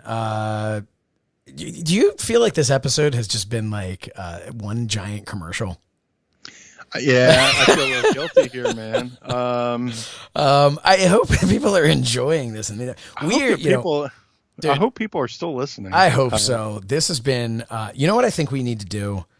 Let me see if I can load some stuff up here. We need to give the people, as they say, what they want. And I think it should be time to ask Meanie anything. What do you think? Yes. Let's ask Meanie anything. All right. Oh man, what have we got? Let's see. We're gonna do a little. We'll check this out here. What's a good one? We need you. You guys have bared with us through all of this. We got a two-parter from Pat Hall. Okay, Pat Hall asks. That's at Coach Pat Hall. Two-parter. What was it like backstage with the great Rick Rude at Barely Legal? Did you ever get starstruck meeting a legendary wrestler backstage, or did you just get used to it? So it's kind of two questions there. What was it like being backstage with Rick Rude, and what was it like any legendary wrestler, and did you get starstruck, and do you still get starstruck? Man, Rick Rude was the man. Talk about the guy. Rick Rude was legit one of the toughest guys in the business. He started off, before wrestling, he was an arm wrestling champion and got into the wrestling business. And he was part of that legendary Minnesota crew, Road Warriors, Nikita Koloff, Crusher Khrushchev, Mr. Perfect, that whole legendary Minnesota crew. And I was a little starstruck when I met Rick Rude, to be quite honest, because I had met him maybe once as a fan at a convention, and it was cool. But it's different. Like, you meet a lot of people as a fan, and then you meet them as once you become part of the business and stuff like that. And it was so. This is like during the day when he came to ECW. This is during the time where he kind of had to kayfabe what he was doing in the wrestling business. He was right out. He was out in an injury. He had a Lloyd's of London contract that he was collecting on. So he couldn't really be seen doing anything. So he started wearing this like makeshift Rey Mysterio mask, not only outside, but like he kept it on in the locker room as well. So I'm like, this huge, like 6'6" or whatever buff dude walks in and he's got Rey Mysterio mask on. I'm like, what the hell's that? And then eventually, figured out, it's Rick Rude. Like there was like one of those, we had a show at the ECW Arena, and I forget which one, and he may have done something that night, and we had one of those after show meetings. We had a lot of pre-show meetings with Paul, but this time we had like a post-show meeting, and if you ever saw Beyond the Mat, where he's like on the staircase. And it's like, this is the dance speech. He was having the meeting on that same staircase. At the top of the stairs was Rick Rude sitting there with the Rey Mysterio mask on. And then, like, as if there was, like, Soviet spies in there waiting, from Lloyd's of London, waiting to snap a photo. Which is hilarious because in 2020, that would kind of make more sense. First of all, everyone should be wearing a mask, but not just that. In 2020, it would make sense because everybody has a cell phone. Everyone can just snap a picture. You don't know who's going to do it. You don't know a guy just working in the arena is going to do it. Back then, what are you going to do? Like, there was a process there. You had to take a photo. You had to go to the photo mag. Maybe you can do if you have a 1 hour photo place near you. Yeah. And then you can find someone with a good scanner. So you can scan that up. And then you have to hope that the file isn't too big, or you have to put it on like a floppy disk so you can meet somebody. Like, friggin' deep throat in a parking lot somewhere. Not to, I was going to make a joke. I'm not even going to, I'm not even going to go. I'm not even going to go there.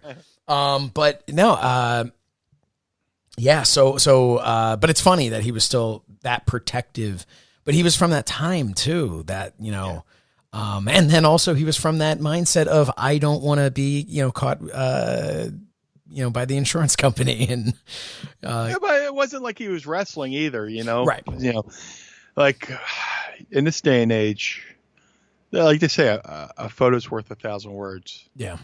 And I've seen plenty of times where people have taken a photo out of context and try to make it be something totally different. Mm-hmm. You know, we see it all the time, you know, with conspiracy theories and stuff like that, you know, but, you know, he was having that meeting in the back, and I think eventually Paul went, yeah, you can take the mask off, Rick.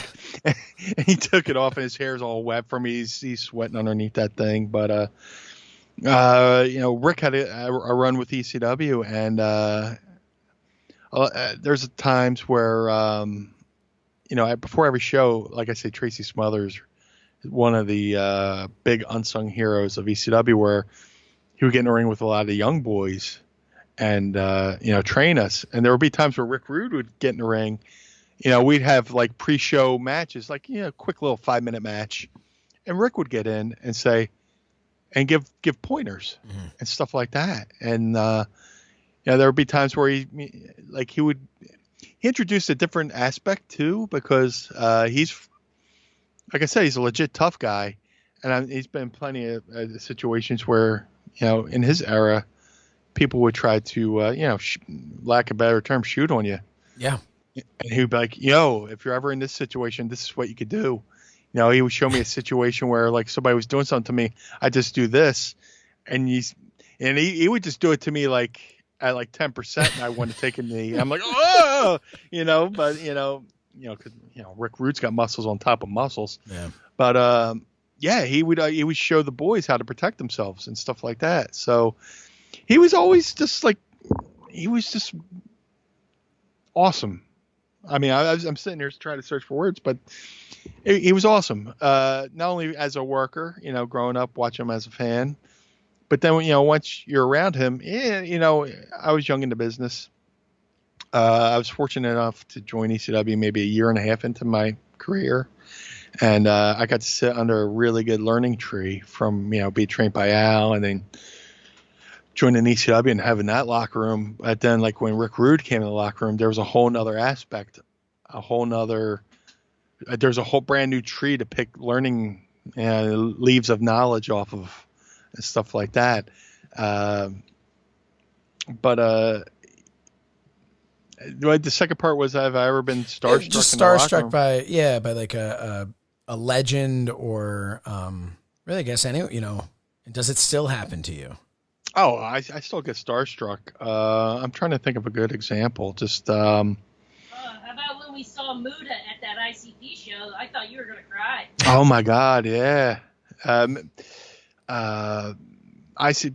Speaking of starstruck, ICP, Insane Clown Posse, for those not in the know. I'm friends. I've been friends with ICP since I first got in the business, before they were even ICP. You know, with Joe and Shaggy Two Dope and Violent J. They were having an event at the Electric Factory in Philadelphia. And it was half, you know, album promotion, and then they were having matches as well. And I went there, and like, dude, I'm the biggest Muda mark. I love Great Muda. Great Muda is the reason why I do the meaniesault. You know, even before I learned it was like called the moonsault, I was calling it the Muda flip. I got, oh man, when I become a wrestler, I want to do the Muda flip, and I would do the Muda flip into a pool, and all the, you know, I would do it off the ladder, then I do it off the side of the pool. I got to do the Muda flip. Now I'd always spray, you know, take a mouthful of pool water, which is probably not advisable, and, you know, do the spray the mist like Muda. So ICP's running the show at the Electric Factory. Like, man, like, I gotta do this. I want to see ICP because I'm friends with them, and I have a lot of friends who are on the show as well. But I walk in the locker room, and there's fucking Muda in full Muda gear. Wow. And I was like, excuse me, Mr. Muda, can I take a photo with you? And Yeah. I felt like such a dick because you talk about like how I talk about how beat up I am from the fucking doing the moonsault and missing and needing to take CBD.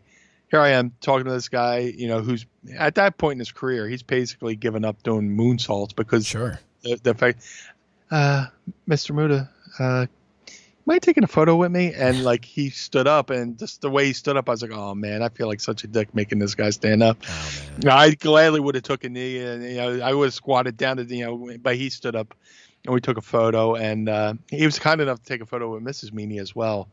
But there's a few guys I actually mark out for, and I was like, dude, I was marking the fuck out for Muda. So I'll say I have, he didn't ask me the question, but I'm going to shoehorn my own story in here anyway. But it's funny because as I've been able to spend more and more time around the business and in locker rooms, you meet all of these people. Like I even remember, and I'm not blowing smoke, when I first met you, I was like, oh man, I was like, that's super cool. That's the Blue Meanie, But you fall into the category of a guy like I'd say like Dustin Rhodes, where or Jerry Lynn. These are like people that I was big fans of, but were so approachable and so much just fun to interact with that I almost like afterwards had to be like, was I really just talking to like Dustin Rhodes, And now I've been so fortunate to be able to work with him a number of times and seen him at AEW and stuff. And still sometimes I have to like say to myself, like, no, dude, that's Dustin Rhodes. Like, yeah, I know he's like that guy that now you guys are really, give a hug, hello. And, when we were all allowed to touch each other.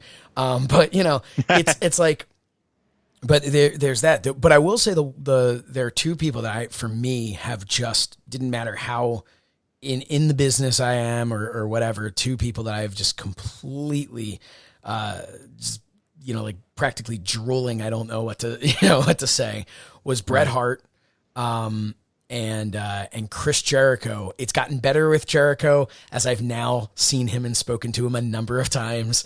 But these are two people that I was just enormous fans of. And I remember the first time I was down in OVW and we were WWE was in town and we were down at 4th Street and we're walking into the Rock Bar down there. And I'm walking in with Al Snow and Jeff Hardy and a couple of other people. So it's not like I'm obviously like, I know people in business.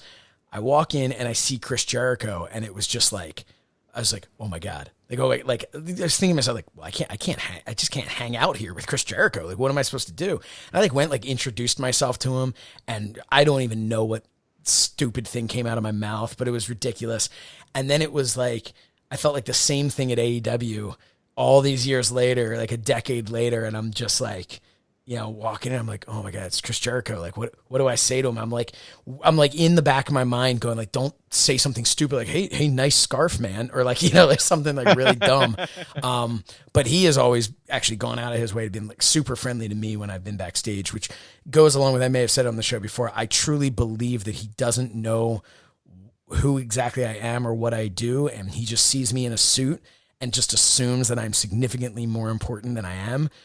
Because he's always like taken like an extra minute more than I feel like he really should, to just be like, how's it going? How are you doing? And, so I've always appreciated that, but yeah, it's, you can still mark out to people even though and it's ridiculous, sometimes, but one time in ECW, and like I said, this early in my career, I was in ECW like the first year and a half in the business, and Jericho had a limited run there. He only had like maybe a handful of matches in ECW.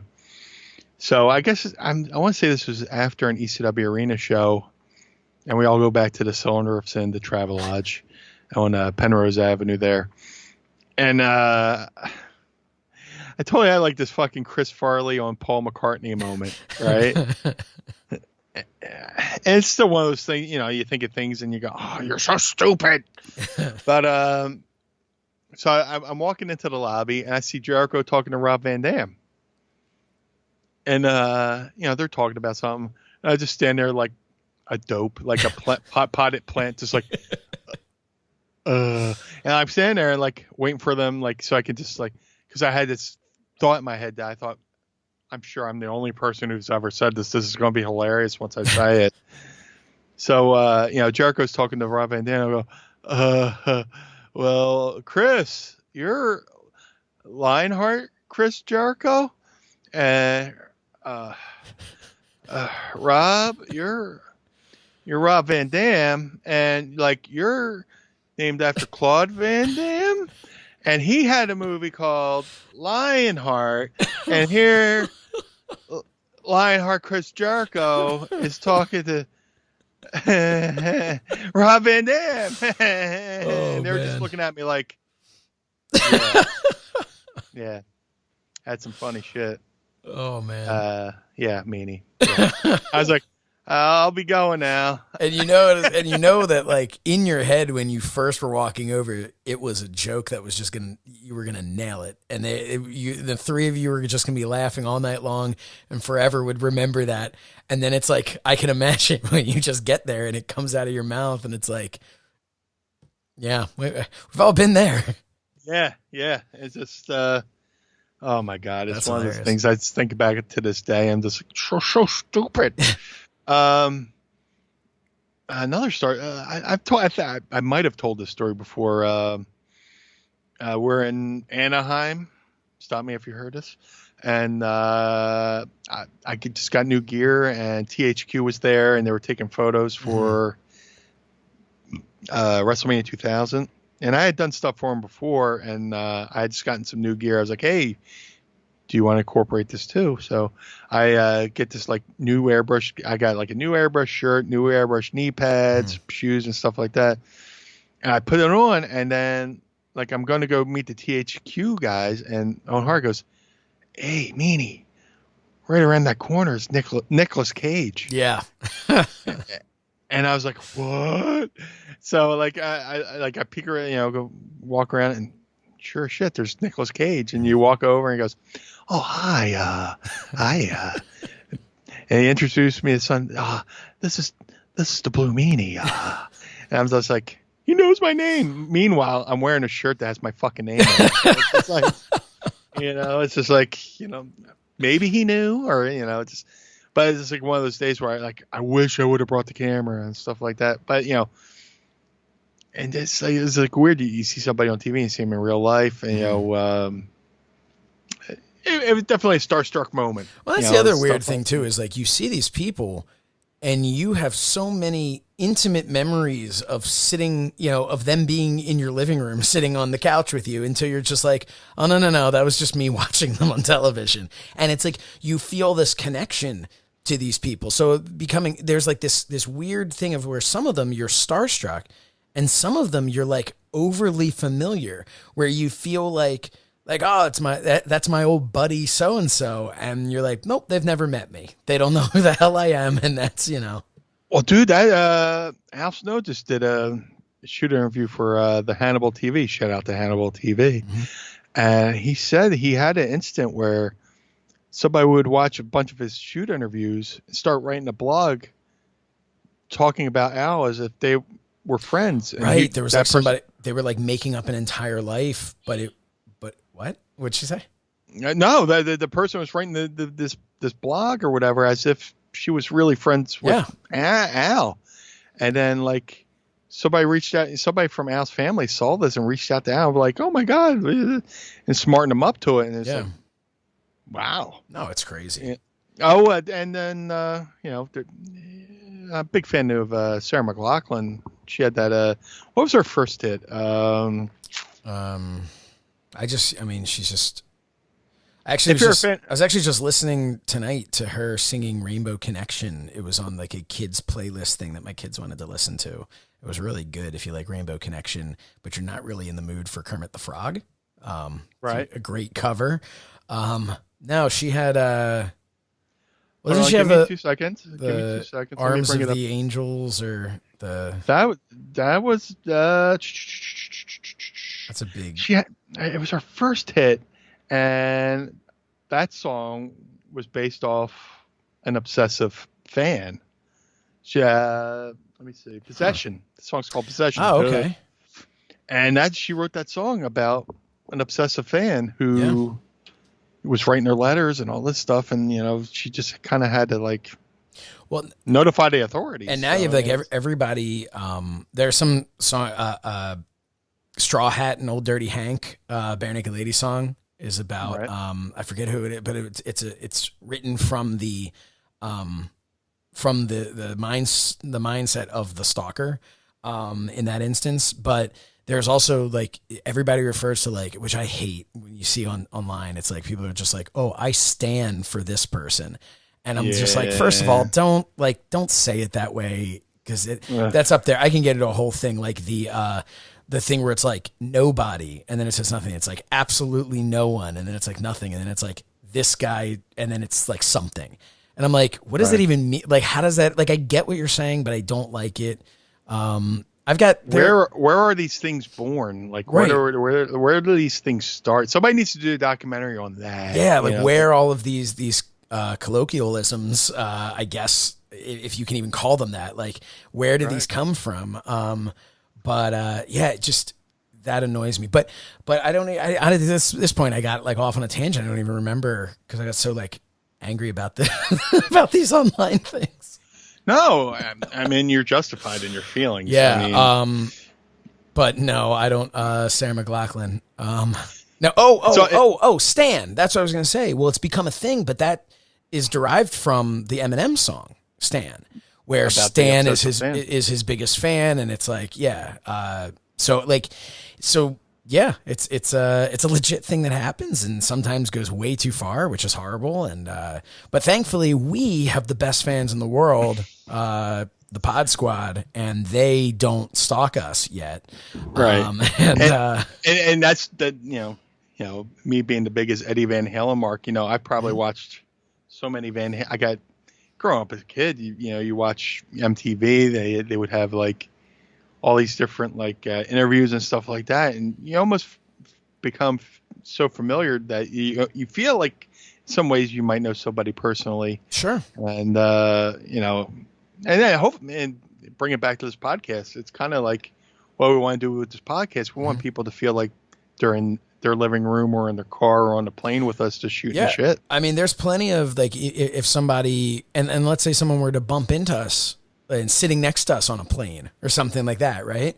If those people are fans of this show, then in theory, they're going to sit there and they're going to go, all right, well, I know Meanie likes this, that, and the other, and Josh likes this, that, and the other, and they're going to have all of this knowledge of things that we like and don't like that we've talked about on the show, and we know absolutely nothing about them, and it's kind of so that is a weird weird thing, but and I'm saying we in the sense I'm throwing myself in there, try and ride your celebrity coattails there, but hey, you're a big star. And that brings us to our next question, actually. Adam at Adam Scholl 7 writes, I am a major figure collector. Kind of feel that us wrestling fans missed out on a Meanie or even a BlueDust figure. And he's obviously referring to your time in WWE. Did Jax or Mattel come close to doing a figure of you? No. So the first thing I'll say is Mattel couldn't have, because you weren't you don't have a Legends contract with WWE, to my knowledge at least, and Mattel is not allowed to create. It's not like Jax. Jax was allowed to go out for classic superstars and create these deals with people and just get approval from WWE. Mattel does not have that right, so they can only make Legends or people from the past that were under. That are actually under a Legends deal, just as a fun fact, because I'm a toy nerd. But so you never had with Jax or anybody. Just everything when it comes to me and action figures, it was just a matter of bad timing. Like I often say to the people who walk down the aisle behind me right after I let out a fart, that's some bad timing on your part. So there's times where wrong place, wrong time. Yeah. But I went to ECW. I left ECW, and then ECW came up with their figures, and I was in the WWE for 2 years. but I spent a good maybe like a year and a half outside the company when they sent me to Memphis for developmental. So I missed out on figures in WWE. But by the time I went back to ECW, it had been too late to get on the deal to do a figure with ECW. So just bad timing. Yeah, and the thing that people sometimes don't understand is that like it takes so long from start to finish to work on that they very well may have had, you know, Blue Meanie written on their chart there of like, you know, our wish list for series whatever, and then they're like in the beginning stages of planning, and it's like, you know, and then Meanie's off TV, and it's like, well, I don't know, maybe we'll wait till he comes back. Oh, he's not. It's been a year now. Yeah, we know he's still under contract, but can we really put a Blue Meanie figure on the shelves if people haven't seen him in a while? And then the other question is, like, you went down, you lost all that weight, you changed your look. So imagine now they're investing in putting out an action figure, and there's this kid who now just became familiar with the Blue Meanie who goes, the hell is this? That's not the Blue Meanie. The Blue Meanie looks like, you know, whatever. So it's, you know, but you did eventually get your action figure. Well, to add on to the point you just made, I did get a figure with Figures Toy Company out of Florida, and great company. They have a great line of action figures. And, you know, from the point of talking to Figures Toy Company to going over ideas for the art, because they do, you know, they hand sculpt it. Like you send them the photos, and they send you a sculpture, and you go, yes, no, change this, fix that, whatever. Did they send you the physical one, or did they send you like pictures of it? No, just photos. Okay. I wish I still had it. But I guess like, you know, when they sent me my initial, the initial photo of the sculpture, I can't say words. It's all right. It's late. Like, the only thing the only change I made was like the point of my beard. They did something with my beard. I was like, ooh, can you make it look like a point, like a devil's point kind of thing? And that's basically it. I sent them I said, I want this shirt. I want these Daisy Dukes. I want these boots. Give me the long ponytail look. And from the initial conversation and then me actually physically getting the action figure in my hand was 2 years. Wow. And I mean, and listen, they're kind of in the wrestling figure community. They're known for kind of dragging ass on things. They have been showing like previews of toys that are coming out for it feels like years now. And everybody at first was like really pumped up and like, oh my God, I can't believe like Chris Candido. It's like, oh, he's only had one action figure ever, which is insane that a guy who was as many places as he was. But then they're like, oh, we're going to do it. People are excited. And then just kind of drops off. And that actually brings me, it's a great transition. A guy who's an enormous Chris Candido fan, Brian Myers, formerly known as Kurt Hawkins, and one half of the hosts of the Major Wrestling Figure podcast. I was catching up on their show while I was in the hospital, just sitting around between changing diapers, and I hear them talking about different figures, and he started talking about your figure and some of the issues that maybe he had. Like he didn't. So what happens with the figure is they kind of reuse a lot of parts, and Figure Toy Company claims that they don't, but anybody who really knows, they've 100% stolen the mold of the Jax, the Ruthless Aggression style figures. Like legitimately, like there's no question about it. It's the exact same mold, and they're kind of like, oh no, that's our own original thing, but it's really not. So I'm just throwing that out there. I'm not the first to say it, but, so Brian Myers was talking about how he just like loved your figure in theory, but had some issues with it and decided that he wanted to customize your figure and like fix it, like utilizing different, because of the fact that it was Ruthless Aggression bodies, that he could choose different parts. So for instance, very common thing that happens is they'll pick hands that'll go with a certain body. So if you look at your figure, the hands are actually, while they're skin tone, there's like a glove molded in, if you really look at it. And it's like the glove from like a Vader figure, is like something like that. So he was like, this isn't going to work for me. And he went on eBay and he like started buying up all of these like different body types and different parts that he could find. And he's like, explains this whole thing. And he's like, I needed to keep the blue wrist tape because his feeling is, and he's talked about this on the show, is like, he'll like update, but he doesn't want to paint them. Then it becomes like a full custom. But if he's actually using parts that like theoretically could be in like the warehouse somewhere, then it's like he's creating an actual figure that he can put on his like ECW shelf. So he, for instance, he's like, I need to keep the blue laces on the boots. But one of the things, they've got these soft goods, the shirt and the Daisy Dukes, which are awesome. But the Daisy Dukes are like legit. They're like legit pants with like a real belt that you actually, you know, can tighten and stuff. But he said when the pants would fall down, there's no, it's just a bare, you know, just a bare bottom there for the meanie. Much like real life. Right. And as Matt Cardona, Zack Ryder had pointed out, it's not even blue down there. So I was just cracking up listening to them talk about this. But he then, so I'm like listening to this, I'm like, okay, he like kind of like went off into something else afterwards. So I shot him a text and I was just like, hey man, I told him I was catching up on it. I want to talk about this on the show. So actually, like he told me he was going to send me some pictures. He hasn't sent me pictures yet.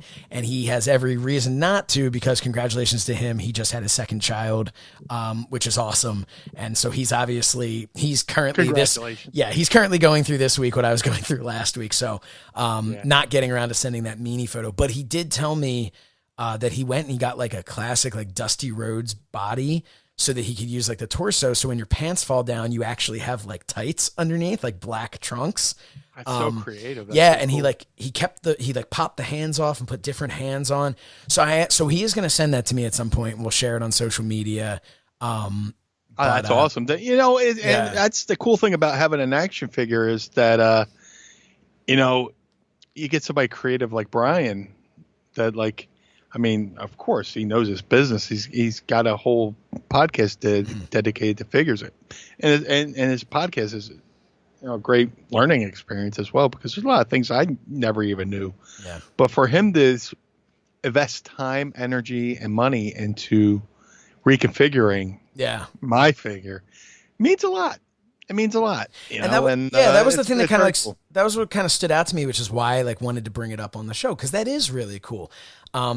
It definitely speaks to a level of his OCD, but at the same time, it speaks to the fact that he's looking at this. They've talked in the past on their show about how like ridiculous it is that you've only been represented one time in action figure form, because you are one of the most, as they call it, toyetic characters. Like you are one of those people, like a Rey Mysterio. You're always going to see people buying a Rey Mysterio because he looks like a superhero. You put a Blue Meanie figure on a shelf, I feel like it's going to sell, because people who are just like, I got to get something for this kid. Oh, I know he likes wrestling. What should I get? Are going to look, and what's going to stand out? It's the dude with the blue hair, the cutoff shirt, the Daisy Dukes. They're going to go, this is awesome. I'm just going to get this guy because he's great.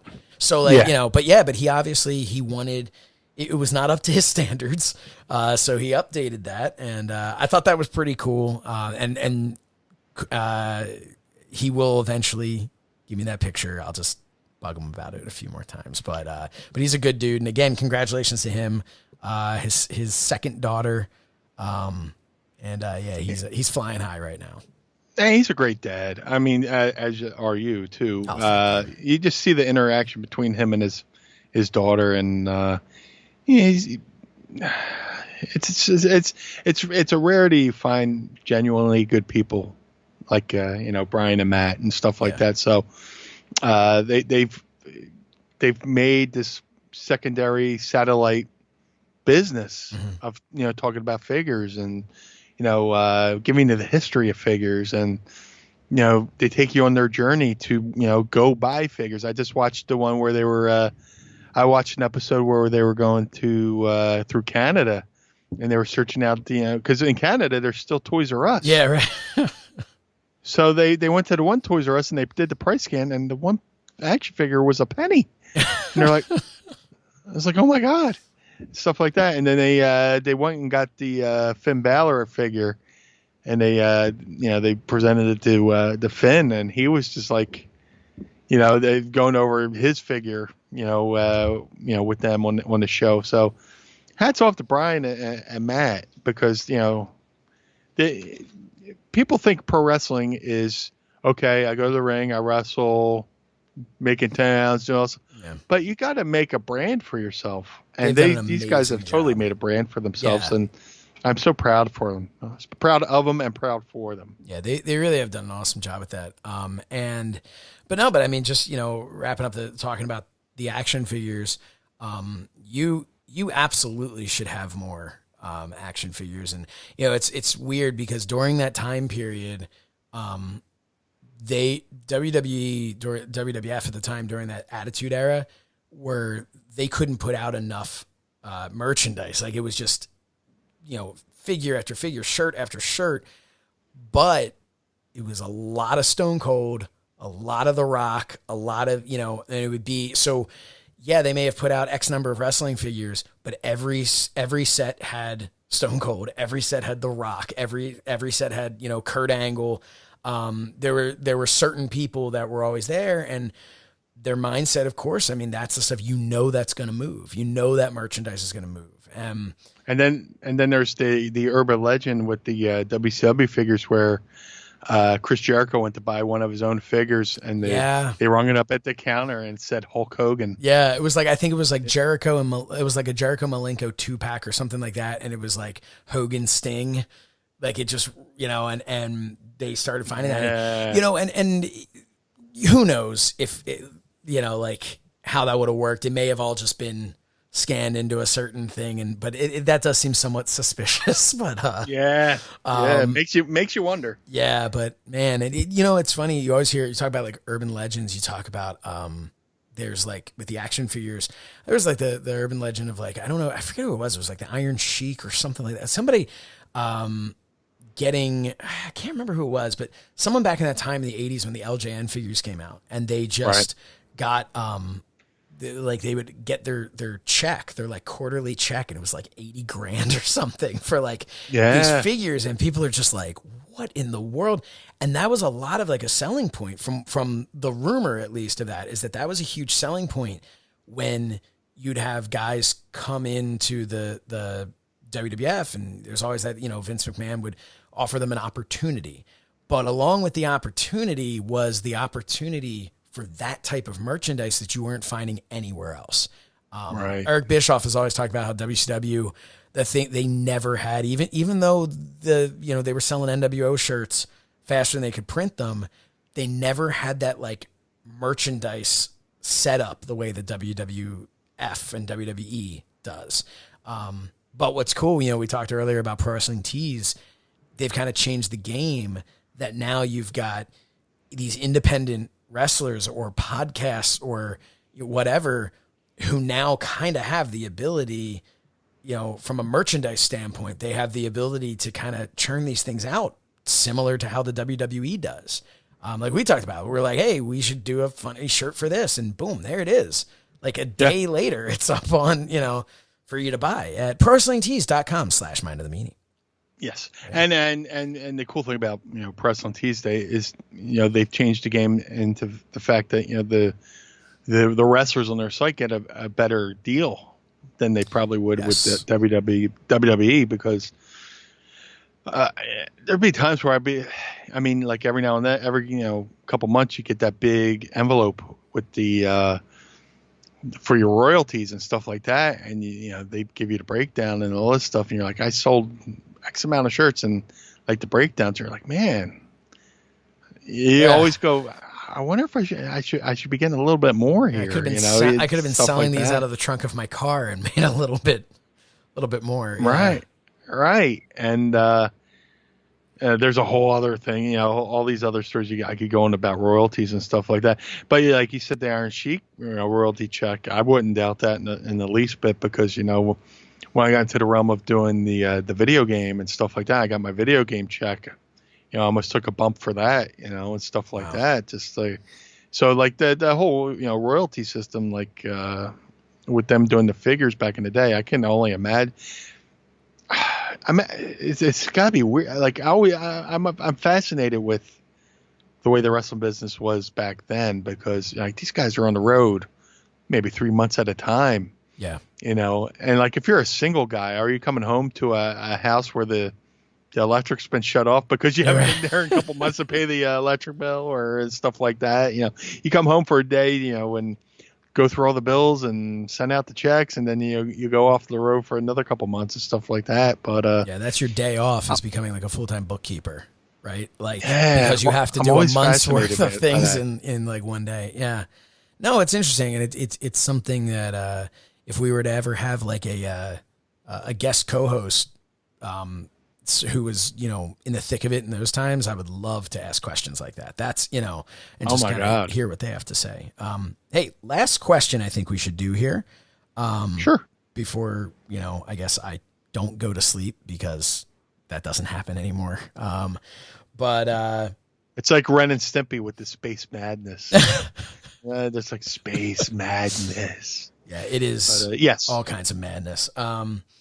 So Fuzzy Dunlop at Pop Tart Dictator, at Pop Tart Dictator, writes, "Who would win in a fight, the sun or the sea?" And parentheses, ocean. People automatically say the sun, but I don't know. The sea is a powerful force. Thoughts? I have a thought on that right off the bat. I would say that the sun would just swallow the earth and, game over. But yeah, the sun has the ability. The sun the sun isn't a flame. For anybody who thinks that the sea would win in that fight, the sun is not a flame. The sun has the ability to just burn off water. The sun will absolutely win. Yeah, but I just really interesting theory, but yeah, that would be a Road Warrior squash match right there. Just yeah, I think so. You know what? We'll do one more here. How about that? Yeah. Oh, why did I say we do one more? I don't even know how to pronounce this. Okay, Osculum obscenum. I've never seen him. At Springsteen STRA. What is Meanie's favorite Van Halen album? How many times have you seen Van Halen in concert? Wow. It's so weird. And people go, oh, which era of Van Halen do you like? I like it all. Mm-hmm. First of all, I like Dave. I like Sammy. And I even liked Gary. And, my theory was always, if you have one of the greatest guitar players in the world, it shouldn't matter who's singing. I don't care if it's Liberace farting into a kazoo. As long as Eddie's playing, guitar, I'll be there to listen and geek out and fanboy and all that good stuff. But I like all time. All time favorite Van Halen record would be Van Halen Fair Warning. To me, that's just like when the band kind of took a turn and had a little bit of a different sound. It's been called the Brown sound, just for like the tone of Eddie's guitar and stuff like that. Yeah, so good you crap yourself. Pretty much the Brown sound. It's the kind of music I like. As a matter of fact, that's there's like not a bad song on the entire album. It's a little bit more. Like with the earlier albums, like Van Halen 1, Van Halen 2, Women and Children First, there's always like that party vibe where, with Fair Warning, they kind of took like a little bit of a more harder edge, sort of. And like Eddie's guitar playing's always been vicious, but like there's like a certain tone to that album that's, was always, like in your face, you could just, feel it. Like, and talking about, seeing Van Halen in concert, there's just like a rush that would go. There were such professionals at in concert that, like, I'm sure you've been to plenty of concerts where the lights go down and the band slowly comes on stage and you hear the crowd reacting to the guys walking across the stage and taking their thing, and they go into a song.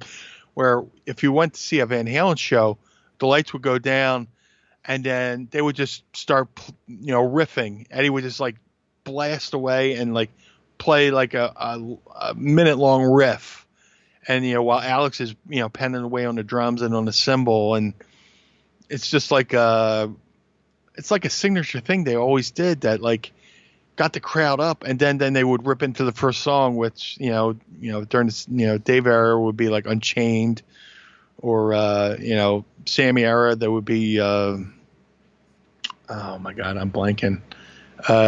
They would do like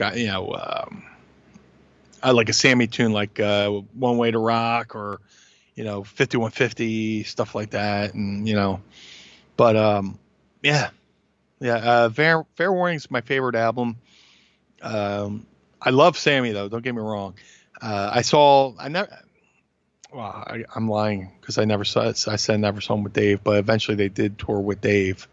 But I saw him primarily with Sammy, and I didn't get, I always say, people go, oh, what was your first concert? Well, my first concert technically was the Beach Boys, which was a free concert in Atlantic City. But the first paid concert where I actually spent money, I went and saw a band at like the Spectrum, was Van Halen on the OU 812 tour.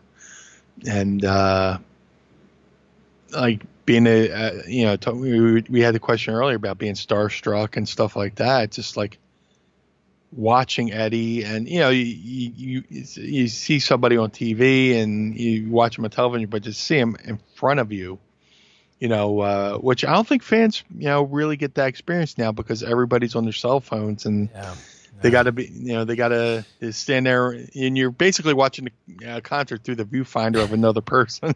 Yeah. It's, what? It's funny you say something like that, because I've even gone as far to, like, sometimes when I'm taking home videos of my kids, I will like make sure to not look at my phone. Like, I'll watch them doing stuff and I'll look at it and I'll say, you know what? Like, I don't want to remember this through the video. I want to remember this through my own eyes, and then I can watch a video back to help me remember, what I actually saw. It's something that it just popped in my head when you said that, but that's something that I like. You want to see it with your own eyes. You want to be able to enjoy it. And everybody's so quick now at concerts. They have the ability to, because a lot of bands will be like, yeah, just record our stuff so you can share it and everything. Some won't, but you're missing out on it. Don't record it. Put it down. Someone else is recording it. You'll find it later if you need to.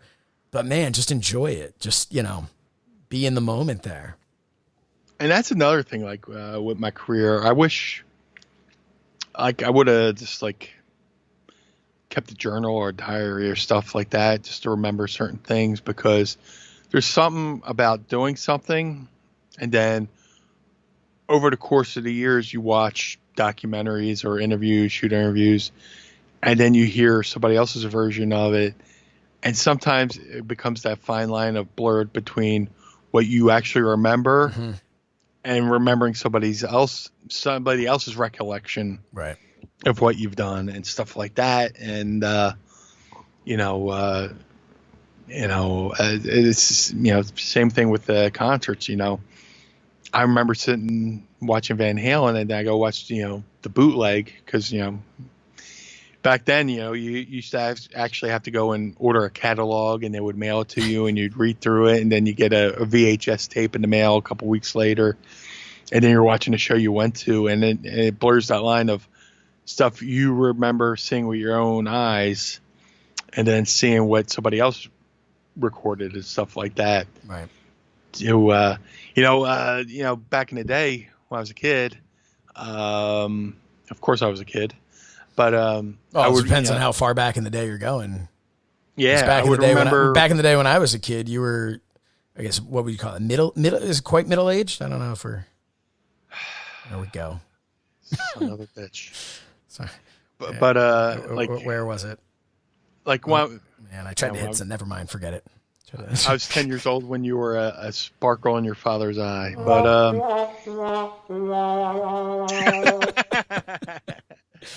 I'm sure a lot of people remember doing this. Like your favorite song would come on MTV, and you put like your radio up to the TV and record the song off MTV. And depending on where you stop the recording, it might be like the start of another song or the beginning of a commercial. Like I'll hear a song, and all these years later, I'll still hear part of that recording. Right. Like there's like I recorded Van Halen's Unchained on the VHS, and like there's like a commercial for some MTV whatever, and like every time I hear the live version Unchained, I'm expecting to hear that part of a commercial kick in afterwards. It's the same as like any album that you just kind of wore out, you know, like an album that you just listen to again and again and again. Let's say now you put like on a shuffle or something, right, on your music, and you hear a song from that album, and you're like your body is ready for that next song that you know is coming, the one right after it on the album, and then it's something random, and it's like it's almost like physically upsetting. Dude, I miss the days of like getting a new tape or CD was like a religious experience where I back in the day I could tell you track for track what was on every album. I could read, I memorized, I would lay in bed and just like smell, like you would open a cassette tape and you would just like smell the ink, of a freshly printed, cassette tape or, on the booklet. And I would read the lyric sheet, and then I would read the liner notes, who was the engineer, where was it recorded, all this stuff. Same with the wrestling magazines. I would read, when I got done, reading everything I could read, I would read the ads like for, the Joe Atlas, whatever bodybuilding thing in the X-ray in the back glasses that I always wanted. What's that? Remember those, the X-ray glasses? Yeah, the X-ray Yeah, the specs thing. where you're just like. I never got those. Have you ever actually seen those in person? What were they actually? It was, I don't know. I actually had a pair, or I didn't have a pair, but you stole Spencer a pair. Yeah. I didn't have it. It didn't belong to me. I shouldn't have. Yeah. I victed them shits. Yeah. But 5-finger discount. Like Spencer Gifts used to have them back in the 80s. Like they had all the goofy novelty stuff. Like it isn't what it is now, where they're just it's like it's like a softcore porn. Yeah, it's like like Spencer Gifts, and he's I'm going to the mall vibrator or whatever. Just hey, Spencer a Gifts. Personal massager. That's what that's what you would get at the oh my God, what's the store in the mall with all the like a Brookstones or something like that? Something like that. Yeah, but that's where you get like the real high end. It was like a high-end vibrators in an actual mall. It was like you see all that expensive. You take a flight and you look through Sky Mall. Yeah, and I call Sky Mall magazine fancy shit I'll never buy. Right. That's what they should call the magazine. Fancy shit I'll never buy. But there was like a store like that in the actual mall when I was a kid, and they would have the huge personal massager, and you're like, here's a little one for those hard to reach places in your ass. Like this is really good. I want to massage my spleen. Yeah. But I got off on a tangent. Hell, were we talking about? Yeah, we're talking about the X-ray glasses though. My spleen. No, but the X-ray glasses. Like, did you what? Because so they show you. There are two ads for these back in the day. There was the ad where the guy has his hand out and you see through his glasses and it's just bones, like a shoot X-ray, which is like, that couldn't have been true because way too many people would have gotten very quick lots of cancer from wearing those glasses. And then there was, of course, the one that was intriguing to every young child, which was the lovely lady, and you're seeing her underpants through her dress, right? Again, what did it, since you wore these at a time, whether or not you own them, we don't know. But what did you actually see? What the hell was it? In the actual store, because I was like, there's no way I'm buying this shit. Yeah, what did you actually see? No, it's just like their glasses, of course, and they got the cardboard thing where it looks like a swirly thing, like you're being hypnotized. But like the cornea of those fucking things is like a red thread, and I guess the way they threaded it, when you hold your hand up to it, it would take the shape of it would look like a bone, but it was like the lamest thing ever. What if you looked at like a I'm person? sure we've gone through this whole thing and like it's a big disappointment, but yeah, actually trying them on and like thinking you're going to see I was something. going to say, if you think you're like, disappointed listening to this, imagine ordering it from one of these Apter mags. I'm blaming Bill Apter for this. I'm let me hold on. Breaking news: Bill Apter was responsible for these phony X-ray vision glasses. I'm going to go over to Bill Apter's house and take a dump on his lawn just for that. At this point, 100+ days into the apocalypse, he might just be happy to see you. Meanie, go right off to the side, right there, and then let's chat for a bit.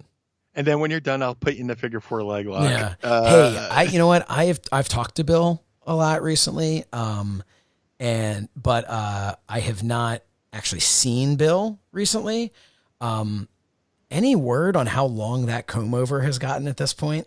Dude, I can imagine how long your hair would have been if you hadn't buzzed it. Can I tell you something? I buzzed it and I was like, really like, man, this is a great opportunity to shave my head. Like, where am I going?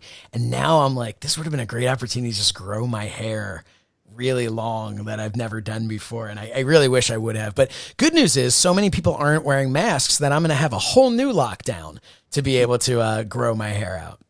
Yeah, I do remember when I was doing that whole growing a mustache thing. Yeah. And I was just like, it was like a protest mustache and I fucked it up and shaved it. That seems like yesterday. It's coming back. I see it right there. Yeah, a little lip sweater, as you call it. Yeah, but Bill, dude, I can only imagine. I know what is happening. How long that comb over is. Yeah, it's got to be. Or maybe, it's gotten so long, there's just so much he can comb it back over for like double coverage at this point.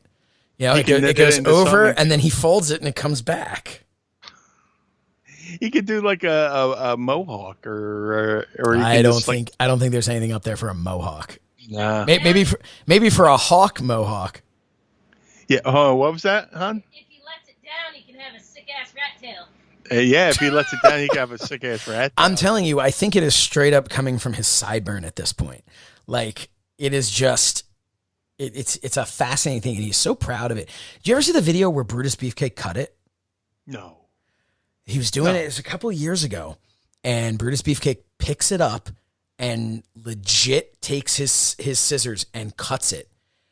I thought I was watching a video. I thought this was me watching a video of Bill Apter just having a heart attack, like a Bill Apter snuff film. Yeah, it was.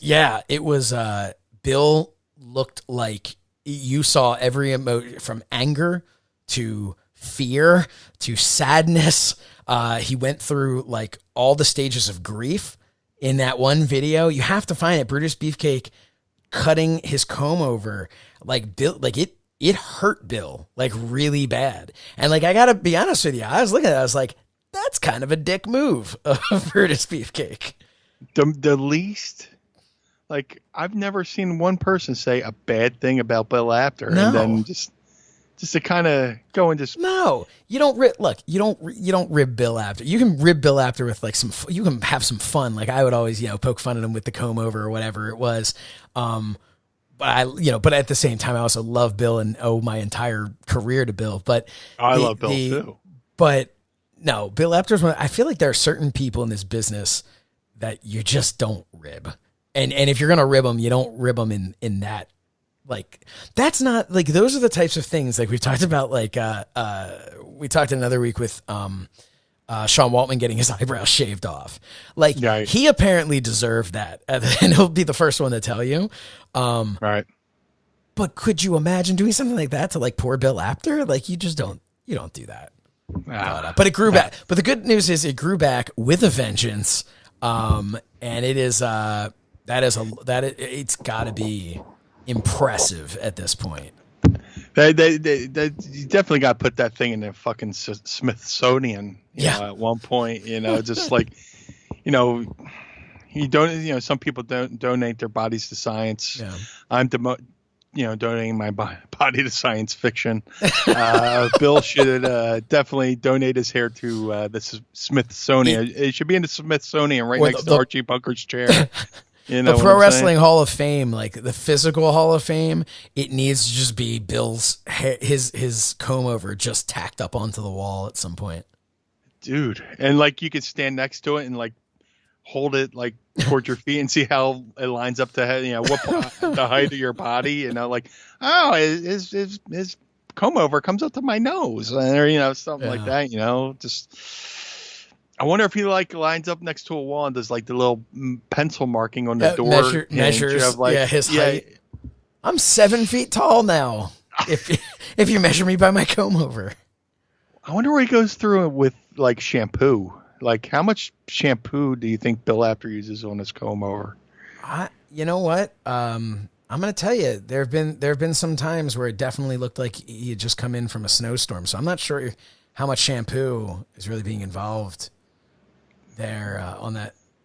I don't know. Like, what would definitely not Head and Shoulders. He's got to have help with that thing, like as far as combing it. His poor wife.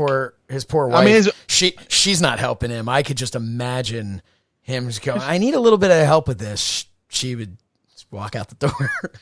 But his arms are only so long that like you can't reach the end of that. It's just he's got to get like a spaghetti twirler or something, and just like he just has a fork. That's all he has, and he just twirls the fork. The Wonderful Willie hair fork. Yep. Just man, he's going to listen to this and fucking shoot on us. Yeah, he'll slap us in a real life figure four. You know what? No, Bill should have known this was coming, because it was like 2 weeks ago or whenever it was when we like just sang his praises the entire time, and he was like so grateful for it, and he was like, he's like, hey, I really appreciate all these nice things that you said about me, and now I'm going to get a very different message from him this go around.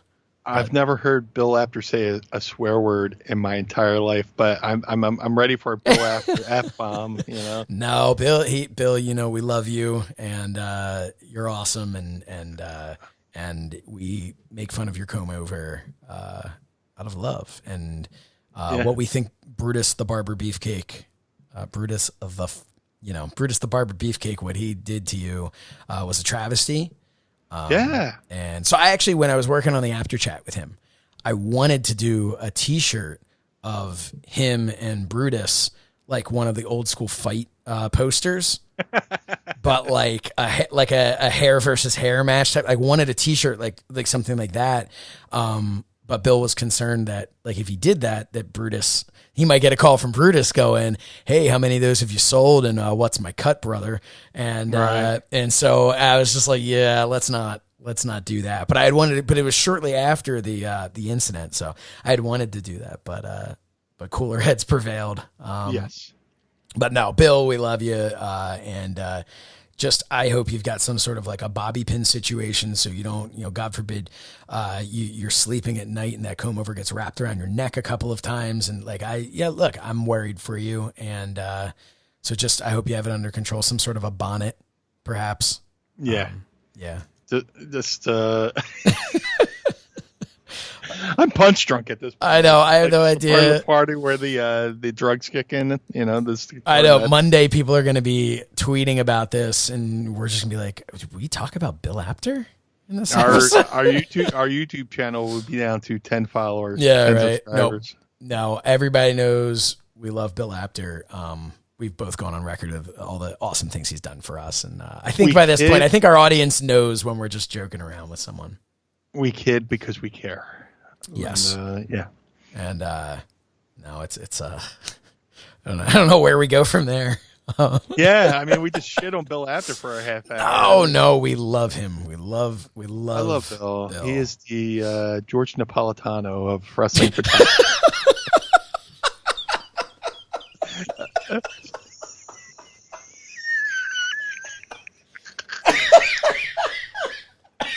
Oh shit.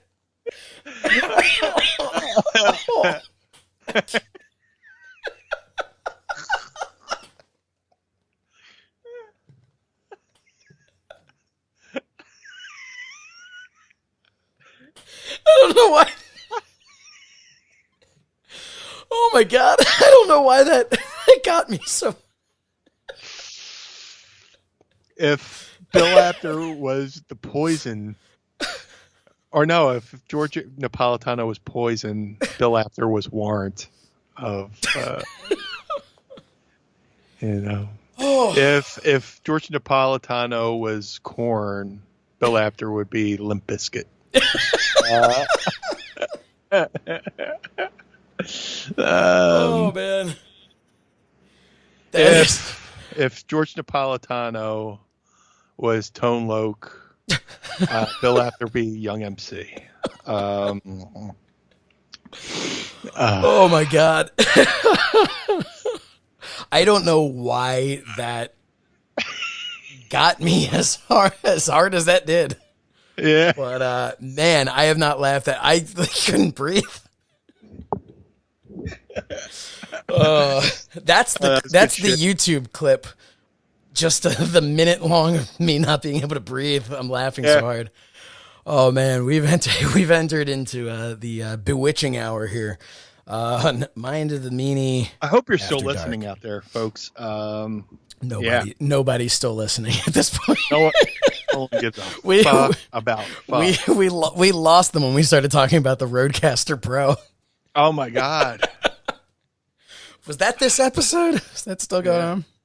This has been our Ishtar of podcasts.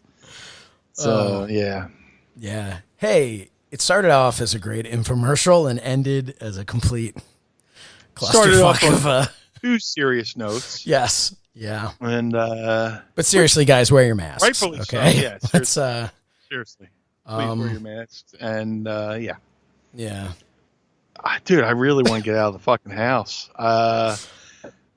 My couch is become like the inside of a flip flop, where you take off a flip flop and you see the indentation of a shoe. Oh dear God! Or I mean, of a foot. Yeah. You're wearing them wrong if you see an indent of a shoe in your flip flop when you take it off. I took off my flip flop off my shoe. No. And that's why I think I hate feet, because my mom had the ugliest fucking feet in the world. She was a saint of a woman, but she wore flip flops and she would take them off, and you can have a skate park in her fucking flip flop. It was just like, I love you, Mom, but get some new fucking flip flops. And so my couch, I get off my couch and you see it's like you hear the stories of people grow into their furniture. Right. In the apocalypse, I've become one with my couch, and it's just geez Louise, man. But I think this whole quarantine thing's getting to us. Yeah, it is. I mean, honestly, it's 11 o'clock right now. 10:59 as we're recording this, which is not particularly late for but I feel like this is 3 a.m. at this point, Yeah. Hey, it's well be. Yeah.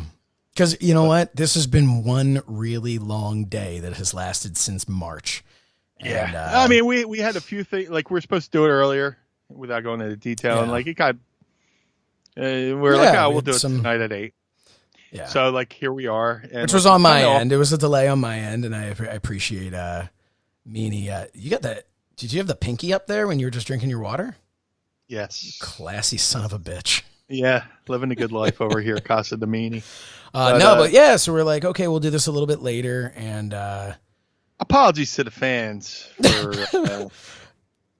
this. Yeah. There was definitely a salvageable 3 minutes of this episode. Right. Yeah. No, then, if you said, Bill, Bruce Pritchard said, and then the bell had to ring. Yeah. Right. If you listen, if you made it through the Roadcaster Pro, which by the way is still just freaking amazing. If you made it through me literally playing with it for the first time on the air, and me playing with the Roadcaster Pro for the first time on the air, then I think by this point you got to that punch drunk kind of that time of the show.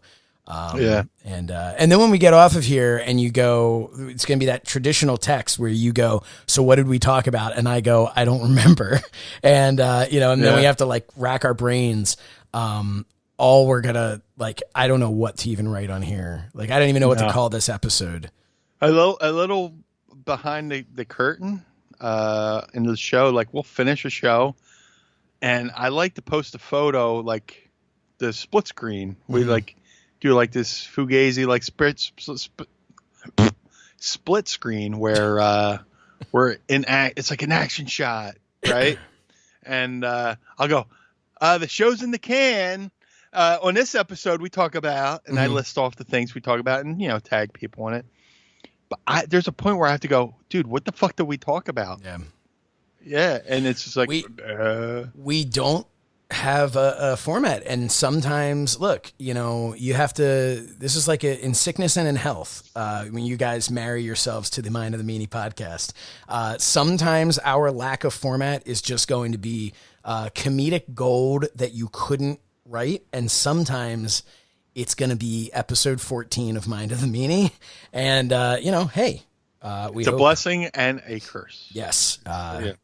It is the Bill After of podcast.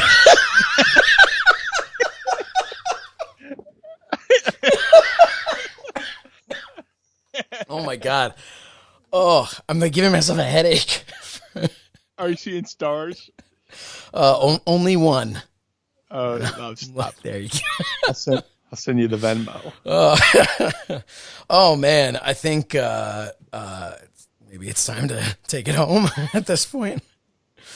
Yeah. Oh man. Gotta find my buttons. So here's another behind the scenes for everybody. So normally we will always end the show. We play that BWO theme, that remix. Can we even say where that was remixed from these days? No.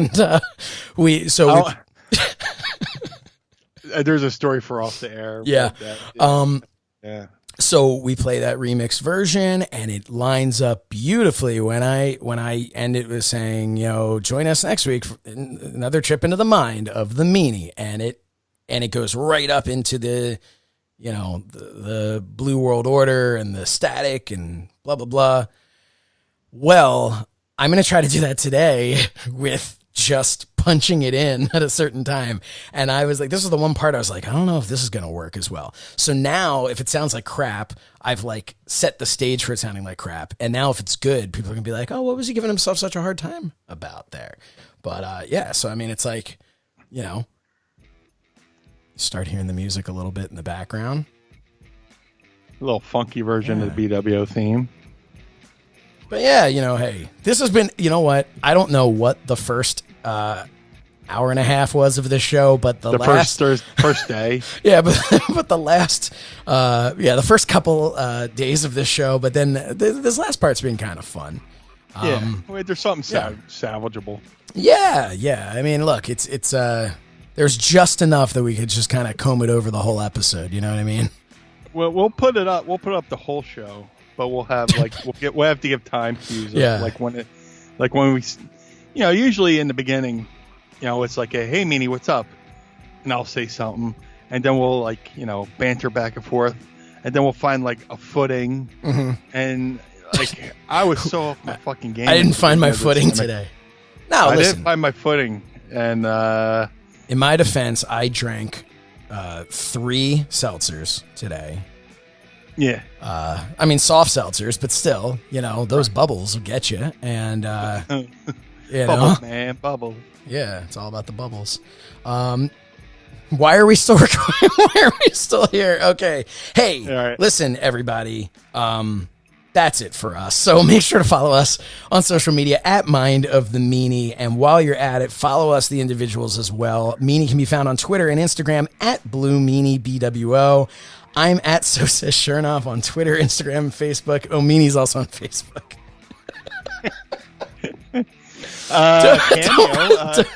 Cameo. What was it? Cameo.com/ Blue Meanie BWO. / Blue Meanie BWO. I'll give you something a little bit more coherent than this episode of Mind of the Meanie. Yeah, I just had to start the music over again for our outro. One time in 3PW, we had X-Pac booked, and he was supposed to wrestle, I think, Kid Cash. And like they're playing this theme music, and it's playing, and it's playing, and it's playing.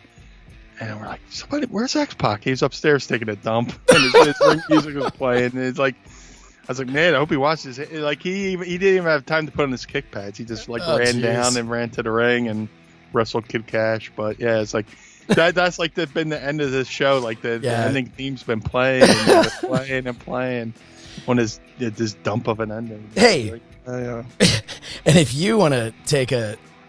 Do we have any, no, we don't have, that's not a good transition.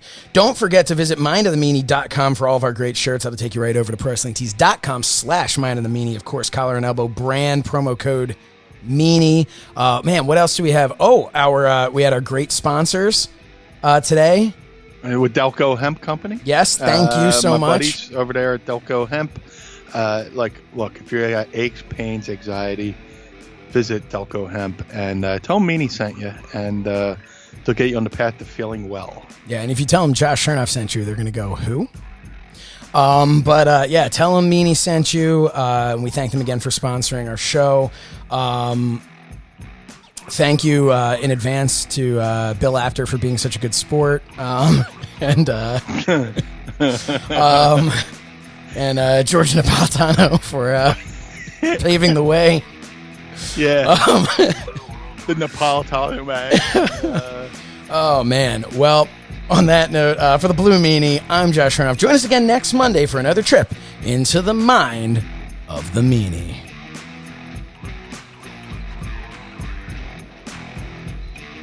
So close. Wait, here we go.